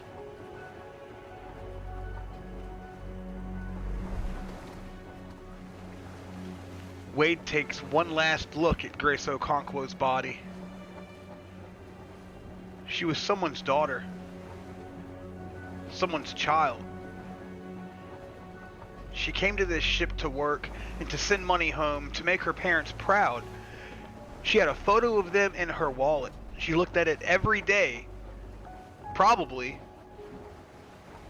She missed them, she loved them, and now she's just meat on a deck plate, killed by the same people who are about to ask her father to save their friends.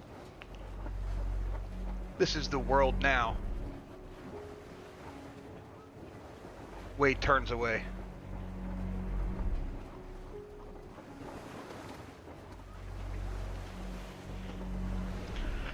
Puppet 8, housekeeper number 2, has a ship ID badge that reads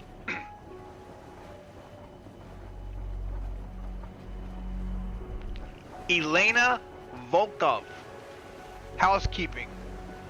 She has a master cabin keycard. This is the third copy of the master cabin keycard that we found. And the second Elena. Is it? Yeah. Elena was that one that we found under the steps. Yeah, not the Elena. No, not the second Elena in this group, though. No. Yeah, you're right. I think Elena was the one. She was either in the engine room when y'all killed those puppets, or she was out there on the boat deck. Engine room.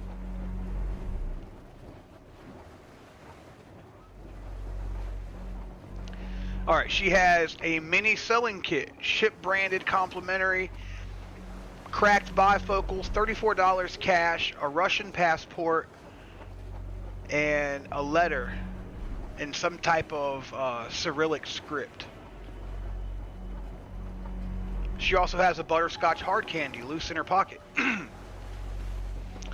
Puppet number 9 is a male in his 40s known as the Chef Puppet. His ship ID badge reads Bernard Leclerc, Executive Chef. Kitchen Master keycard, full access to all galleys, all freezers, and all dry storage. He has a meat cleaver, 10 inches long, professional grade. A set of tasting spoons. He has a digital kitchen timer in his pocket, a wallet with $445 cash, a French passport, and Michelin Guide clipping. I don't know what the fuck that is. I'm retarded. Walk-in freezer key. Physical key marked main galley deck 4. So this is a physical key he has in his inventory. Not a key card. But I'm it's gonna take that cleaver. The cleaver? Yeah. Alright.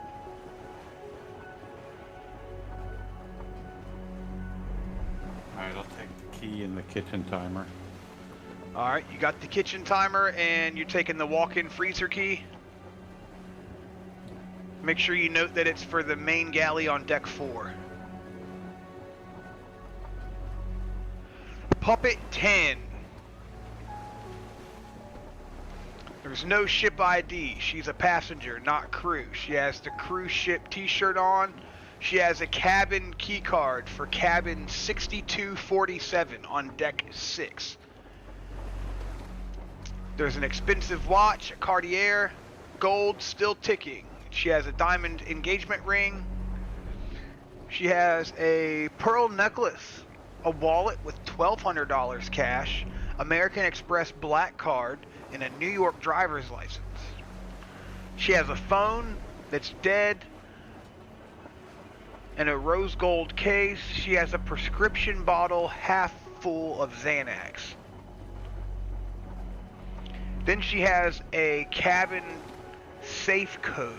Written on a slip of paper are the numbers 0821. It's for the cabin safe in cabin room 6247.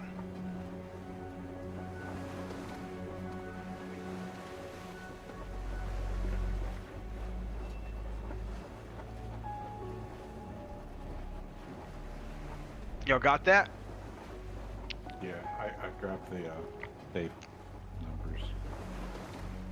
What damage would you put in for cleaver?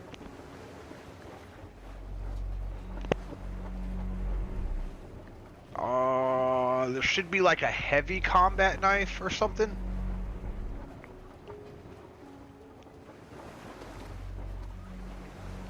Let's see.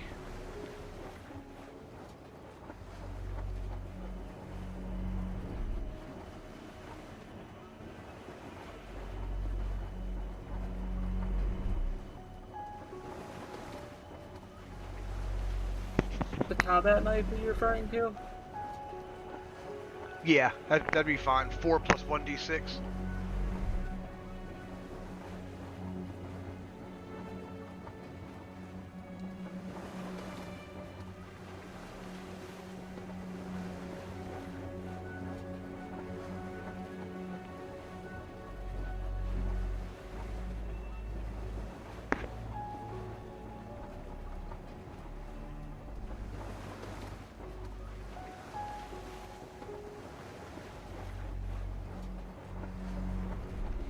Oh yeah, there's a hatchet too. You could use the hatchet.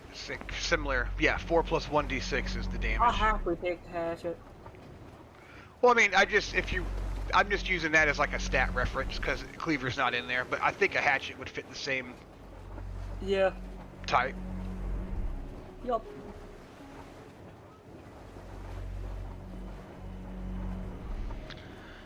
All right. You got the code written down. Did you take the cabin key card for the cabin room? I believe Zodiac has all the keys. Yeah, Okay. I think so. I got the cleaning key, the physical key from the cook, main galley, deck 4, Mm-hmm. a kitchen timer, 0821 safe cabin, safe for cabin 6247. Mm-hmm. And then there's a cabin key card for cabin 6247 on her too.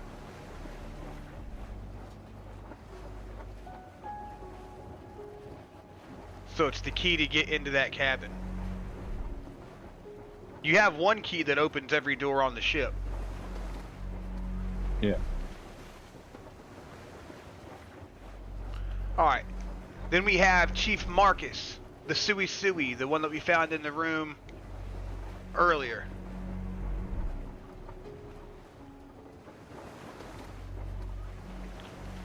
Ship ID badge reads K. Marcus, Chief of Security. He has a Glock 17 on the floor beside the body. I think somebody already took that though. He has a bridge access key card, full bridge access. He has a security master key card. Oh, security master key, my apologies. That's a physical key ring with 12 keys on it. He's got a radio, handheld security frequency, batteries dead. He's got a wallet, $267 in cash with a California driver's license. He's got a Sui note, but we already read his Sui note. He's got a photo of his daughter Sarah, approximately 16, and he's got a wedding ring on his finger. So key cards. We should have a security master, a bridge access, an engine room, a kitchen master, 3 cabin masters, a bar access, a crew mess, passenger services, and then passenger cabin 6247. If we took all the key cards, that's what we would have. Wade has the keys. I grabbed the equipment I needed. Alright. You got your meat cleaver. The weapons that we found, we had a kitchen knife, a pipe wrench, an expandable baton, a meat cleaver, and a bottle opener. Yup, I took the pipe wrench and I took the cleaver. Alright, then tools that we found, we had a Leatherman, like the multi-tool, we had the Zippo lighter, flashlight, handcuffs, kitchen timer, sewing kit. I took the lighter. Took the kitchen timer. Then we had physical keys, we had a deck 3 crew quarters key, we had a walk-in freezer key for deck 4, the cleaning closet's physical key, we had a security master key ring with 12 keys on it.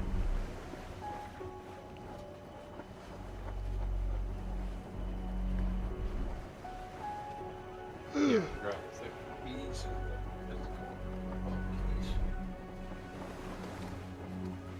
Bottle of Xanax. There's some valuables like the Amex Black Card and Cartier watch. I guess they're not really valuable anymore, but there's Well, like grab the Xanax if nobody's gonna grab it. Go ahead.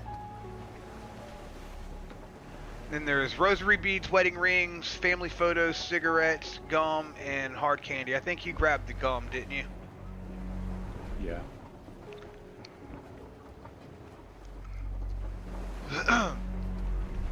Wade spreads the key cards across the security desk. The one surface not covered in blood. Security master, bridge access, engine room, kitchen. This is everything. We can go anywhere on the ship now. Rob picks up the security master keycard, turns it over in his hands. Bridge access means we can reach the radio, ship to shore. If anyone's out there, we can call for help. Steven finishes. His voice is steadier now. The work of searching the bodies, the practical, mechanical task, seems to have grounded him, or we could at least find out if anyone else is out there. Wade gathers the keycards, distributes them among the group, security master to himself, bridge access to Rob, and kitchen master to Steven. We don't have to stick to that order, just whatever. He looks at the monitors. He looks at the three still working, still flickering in the darkness. Now we need to get back to the others. Tell them what we found. Make a plan. He pauses at the doorway, and at the pile of bodies they'll have to climb over one more time. And then we take this ship.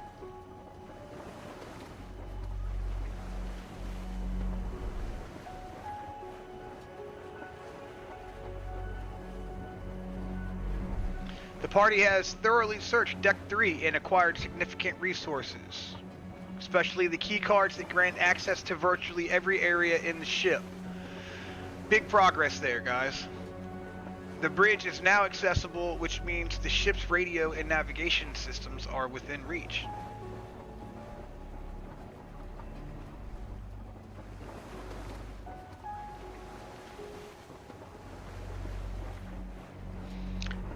Antonio Vega, that name sounds familiar, but you didn't quite get the check for that, so you don't really know what the details are there.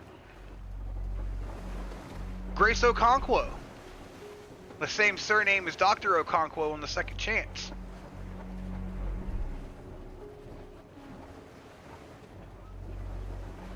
We've got cabin 6247. We know there's a safe in there, and we have the code for it.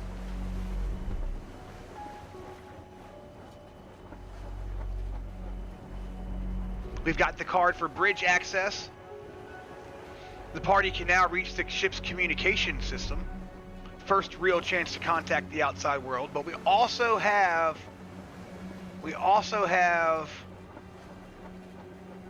Steven's radio. Remember, Steven has a radio. It's not like as big as the ship's radio. It's not that powerful. But when we first found Steven, he had like a radio rigged up trying to contact people, remember? Yeah.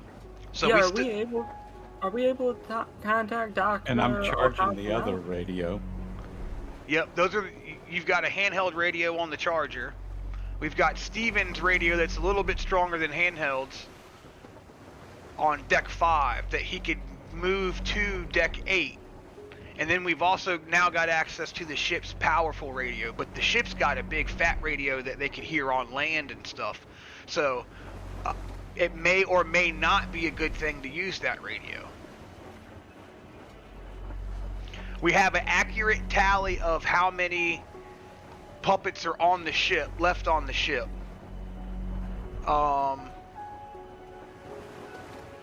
Personally, if I'm speaking as Steven, I would say we know where the puppets are on the ship by what we saw on the monitors. We don't know if any more are coming. The ones we just fought may or may not have gotten an alarm off. But if we can get my radio back to Deck 8, we could meet with the other survivors and try to radio Harlan. Because the boat's not safe for them to all come on board yet. There's still like 30 some puppets left on the ship that we got to take care of. But I was wondering about that earlier. But we may need an opportunity to like regroup and get like, you know, situated. Cause would it be worth getting any medical supplies we can over to Dr. Okonkwo for Tomas? Well, he can't do any surgery on the ship. It moves too much. No, but he's gonna need pain relievers and such. Tomas will. Yeah, they've got some stuff in his bag. Like, they're not empty out there. But for them to proceed any further into the medical treatment of James or Tomas, they need to get onto the cruise ship where it's more stable. What are our options then? Well, Steven suggests going to get his radio equipment, which he was going to go do when he heard the shots. Now that y'all have seen the ship and y'all know about how much you have to do, he wants to get his stuff consolidated on Deck 8, make Deck 8 the medical center, like the safe hub, and then once everybody's regrouped in Deck 8, get a game plan down for how you guys want to clear out the ship, and then contact Harlan and update him on what's going on. Alrighty. Because if y'all continue here, like, where would y'all go from this point? That's kind of why I was asking what our options were, because I didn't know what else we were to Crew do. rooms. Yeah, you're right. You could go to the crew rooms. Still haven't cleared this whole Deck 3. Well, all the puppets that you've seen on camera came in and attacked you. I guess you're not certain. Because we went up and around, we didn't go through there. Yeah. Is the upper deck that Steven wants to take us to, is that the same place that has cameras or anything like that? Talking about Deck 8, the medical bay, where Victor's supposed to be, and Maria, and the old lady that had the heart attack. Oh yeah, there's still a lot going on there, huh? Yeah, there's all kinds of stuff. We got the old lady that was strapped to the bed. We got Maria and her 2 kids, one of which is sick. Victor should be up there, injured. And we got a radio that Steven wants to move from Deck 5 to Deck 8 so that everybody can kind of like consolidate in Deck 8. And you're not spread amongst areas. Wade's got a point that we could check rooms, but I think that's going to take up too much time. Maybe we just get the radio and go. Well, you might not have time to search all the rooms, but you could walk through, you know, you could walk through there. Check that it's clear. Mostly right. We're not going to search it. We just Yeah. want to. That's the main goal, is to make sure there's no more puppets. Alrighty, We have to walk past the our cruise ship crew tape. to the top. And if we are sure we went from all the way at the fucking front of the boat to the back of the boat on this fucking floor, then we've got a solid place. When we go back up, do the same thing. You know what I mean? When we go Yeah, to get following. the video.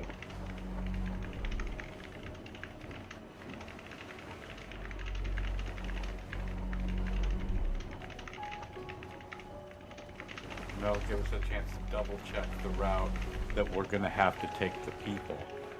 Because if we take the people, we're going to take them the first way we went up, not the way we just went to get here.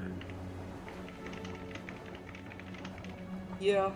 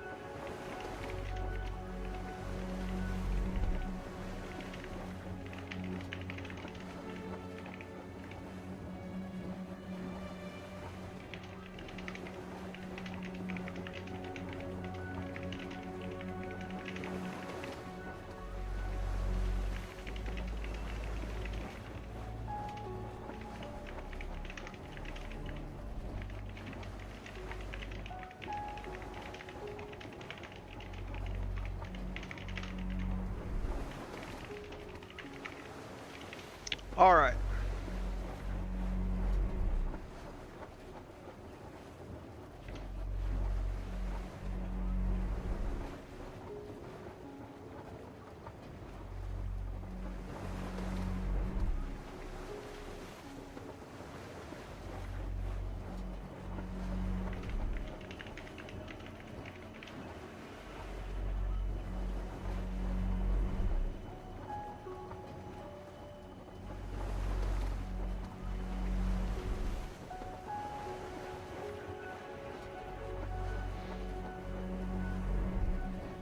Alright, so just to recap, we're going to sweep through, do a little sweepy-doo through deck 3, going from bow starboard to stern port, or stern starboard to port bow, I don't know, but from one corner to the other. Correct? That works. And then that'll take you back to the stairwell that you originally started in, and then from that stairwell going up is all the areas that you've already secured. You're going to stop at deck 8, pick up Steven's radio equipment, and then, or stop at deck 5, pick up Steven's radio equipment, and then go up to deck 8, where you're going to set up said radio equipment and use that area as like a staging area / like command base center to try to contact Harlan and secure your patients and get a game plan together. That sounds right? Yeah. Yes. Alright. You guys move through deck 3 like ghosts. Room by room, corridor by corridor. Every door opened, every shadow checked, and every corner cleared. The security master keycard opens everything. Crew cabin, storage closets, maintenance access, the brig with its empty cells and cold steel bars. Nothing. The crew quarters are silent tombs. Bunks still made, personal effects still arranged on small shelves. Photos, books, charging cables for phones that will never ring again. The shared bathrooms smell of mildew and stagnant water. Someone left a razor on a sink, foam dried to crust right beside it. There's no puppets, no survivors. Just the dead weight of absence. 10 crew members lived on this deck. 10 crew members who became puppets. And 10 puppets who are now corpses in the security office. Piled in the doorway, stacked like cordwood. Deck 3 is clear. Deck 3 is theirs. They retrace their steps through the service corridor, up from deck 3 through the maintenance tunnels, past the steam pipes and electrical conduit, back to deck 5. The guest services office is exactly as Steven left it. The generator still chugs away, faithful and obvious. The shortwave radio still glows, still scanning frequencies, still finding nothing but static and silence. Steven disconnects the equipment with practiced hands. The laptop, the radio, the cables, the portable generator. It takes 3 trips to haul everything to the main stairwell. We're going to add an hour here.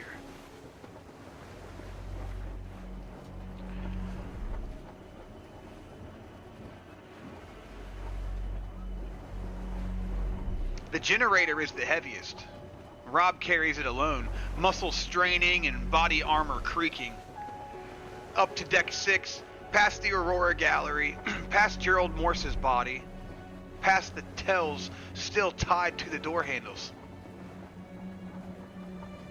Up to deck 7, past the Stardust Lounge, past the jukebox still playing its broken song, past the 9 passengers who died in their sleep rather than becoming monsters. Up to deck 8.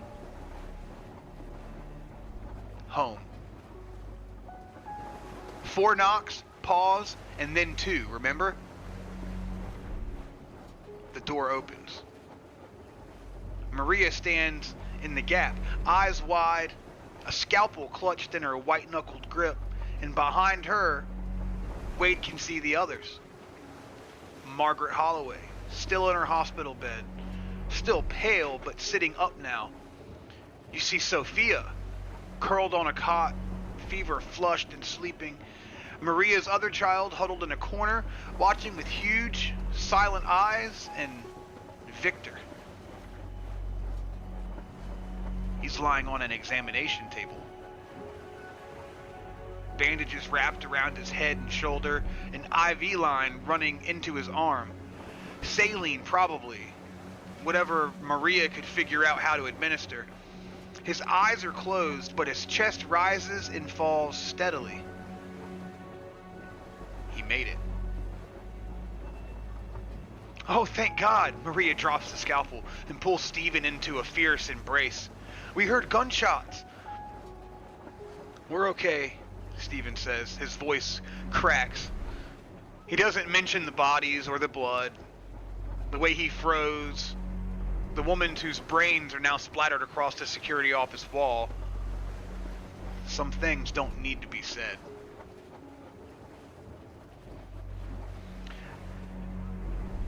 They work through the night. The generator goes in the corner, vented through the ceiling like tile like Stephen pries loose. The radio gets set up on the nurse's station, antenna wire strung along the ceiling, grounded to a water pipe. The laptop connects to the ship's emergency network, limited access, mostly diagnostic systems, but it's something. Wade spreads the keycards across the table. Security master, bridge access, engine room, kitchen master, a dozen physical keys, everything they need to go anywhere on this ship. Rob inventories the weapons. 3 Glock 17s from the security office. His original firearms, knives, batons, pepper spray, Wade's cattle prod with its 2 remaining charges, enough firepower to start a small war. Or maybe finish one. Stephen calibrates the radio. He adjusts frequencies, tries channel after channel. Static. The occasional ghost of a voice, but too faint to understand and too distant to pinpoint. He tries the frequency Harlan gave them. Static. Tries again. Static. Second chance. This is Celestial Majesty. Harlan, do you copy? Over. Nothing. Second chance. This is Wade's team. We've secured the medical bay. We have survivors. Do you copy? Over.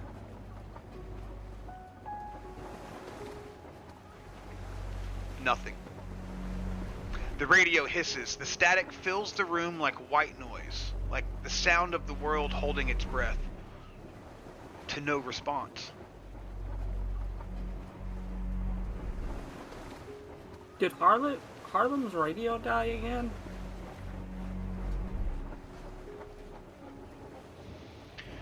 Dawn creeps through the portholes, gray and pale, the sun filtered through clouds and sea spray.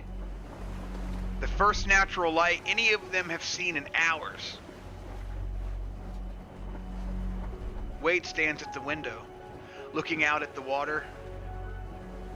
Somewhere out there, the second chance is drifting. Harlan, Dr. Okonkwo, James, Tomas, Lily. They're not answering. Behind him, the medical bay has become something new.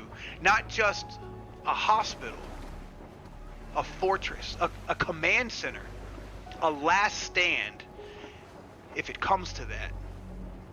Victor sleeps, stable but critical. Maria tends to Sophia, whose fever hasn't broken. Margaret Holloway watches everything with sharp, knowing eyes. A woman who survived 74 years doesn't intend to stop now. Stephen's children huddle together, too young to understand, too old to be fooled. 7 survivors, One ship. Somewhere between 30 and 40 puppets still walking the decks below. Rob joins Wade at the window. What's the plan? Thinking. He's thinking about the cameras in the security office. The feeds that showed puppets sitting in the dining room, waiting for meals that'll never come, standing at slot machines waiting for jackpots that'll never hit, and watching an empty theater stage, waiting for a show that'll never start. Waiting. What are they waiting for? We need the doctor. And James is running out of time. Victor now needs surgery too. Sophia needs real medicine. And if Harlan doesn't answer,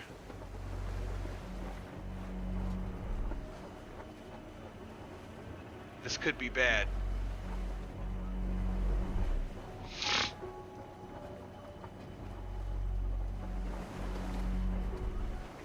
He pulls out the photo. Dr. Okonkwo smiles up at him from the faded snapshot, standing beside his wife in front of their Lagos home, 2019. A lifetime ago, an entire world ago. Grace took this photo, carried it with her across an ocean, looked at it every day while she cleaned cabins and changed sheets and dreamed of going home. Grace is dead now, killed by the people who are about to ask her father to save their friends. Wade tucks the photo away. Some debts can never be repaid, and some secrets can never stay buried. That's a problem for tomorrow. Tonight, they rest. Tonight they plan. Tonight they remember that they're still alive, still fighting, still human in a world that's doing its best to take that away from them. Tomorrow, they take back the ship. The Celestial Majesty drifts in the pre-dawn darkness. A ghost ship lit only by emergency lights and the pale glow of a makeshift command center on Deck 8.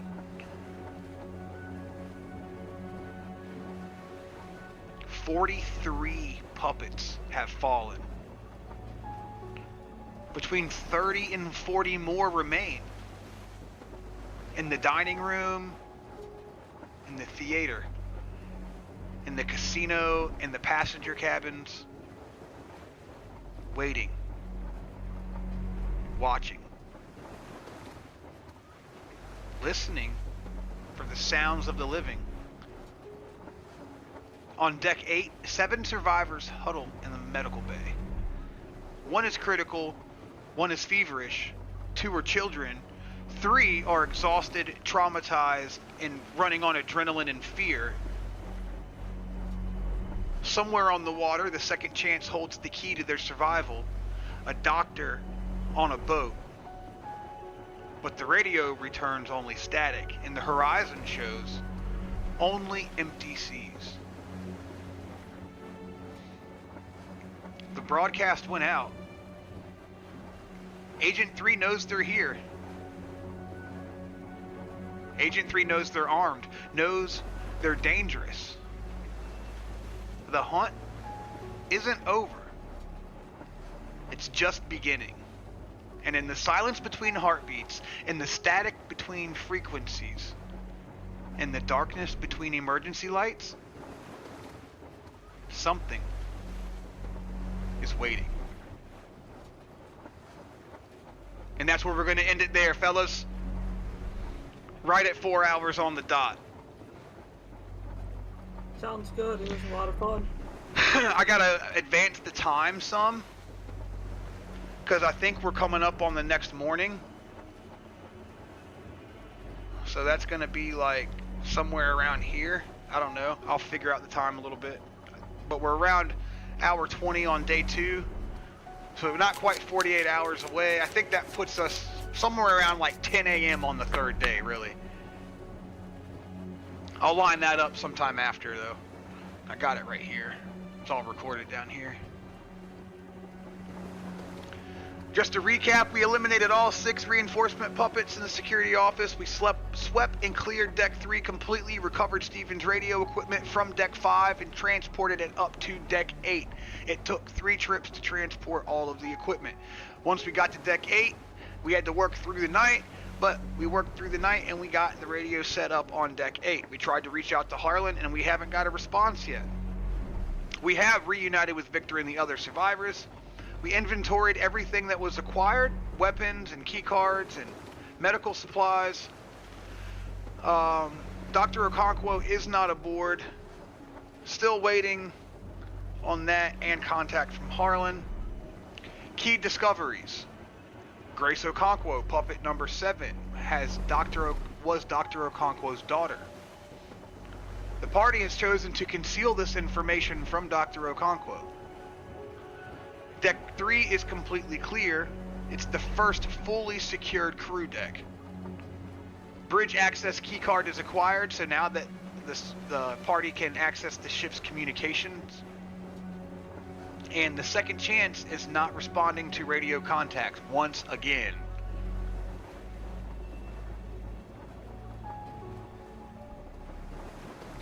Ten puppets eliminated, 8 rounds of combat this round.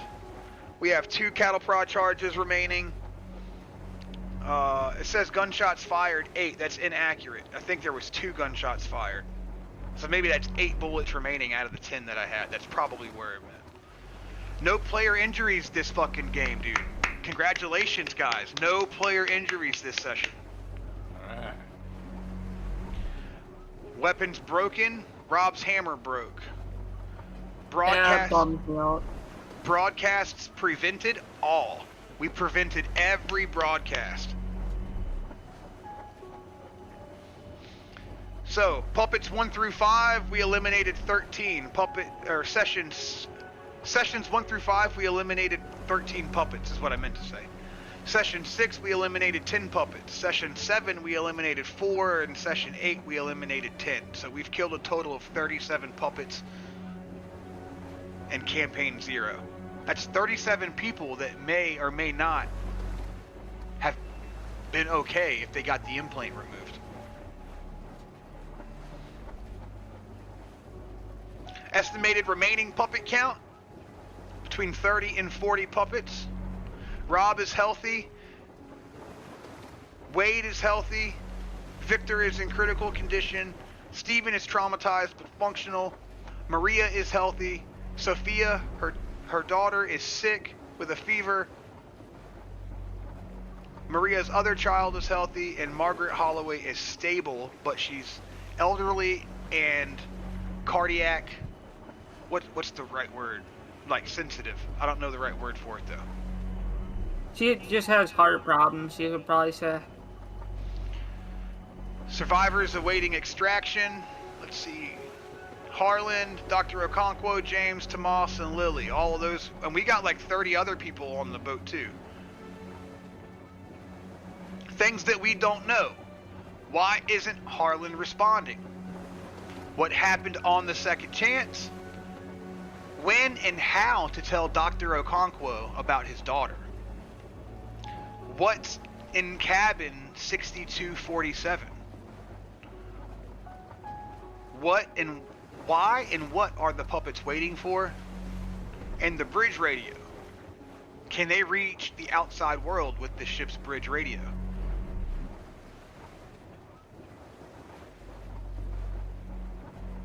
That's where we stand on Session 8, my friends. That's where we stand. You did good. Yeah. Good. No injuries is really nice. Yeah, it's always a bonus. It all depends I'll see you guys later. You out of here, Stewie? That quick? Yeah. You gonna dine and dash on us? Dude, I'm not Drugs bad. on the club. Drugs in the club. Drugs in the club. Stewie, thanks for playing. It's always a pleasure to have you. You were always welcome, and you were the man. Always a fun time, and I definitely will be back. Awesome, buddy. You have a good night. You too. Drugs in the club. Drugs in the club, and you know it.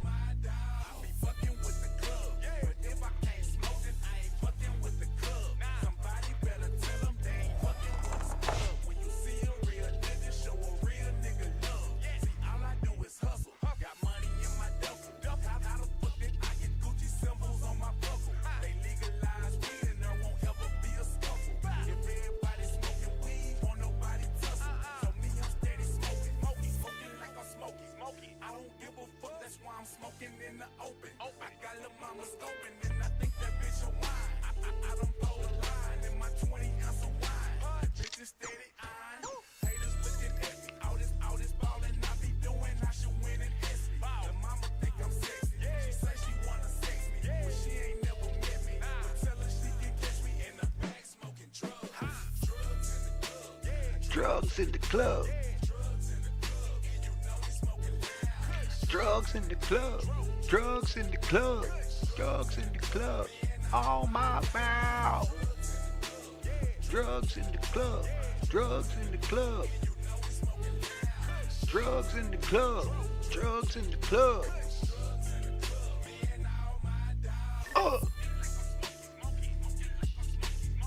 Alright guys, I'm in the stream. I had a blast. 4 hours of Survival School RPG. We cleared out Deck 3. We got the big combat done. We're about halfway cleared. If we cleared out 37 puppets off the ship and we estimate 30 to 40 more, that's about halfway, right? Yeah. That's about halfway. And then we're about halfway done, and we got all the key cards to the ship. So there's not a single room or place in the cruise ship that can't be accessed now. So we got that. We got a medical bay. We're getting there. It's coming together. It's coming together. Anyway, chat, thanks for hanging out with me tonight. You guys are awesome. We got some deal requests in. I'll get them when I start the next stream. I'll get them when we start the next stream. So next time you log in, you'll get the cards. Thanks for hanging out with me on Sunday. I will see you guys on the next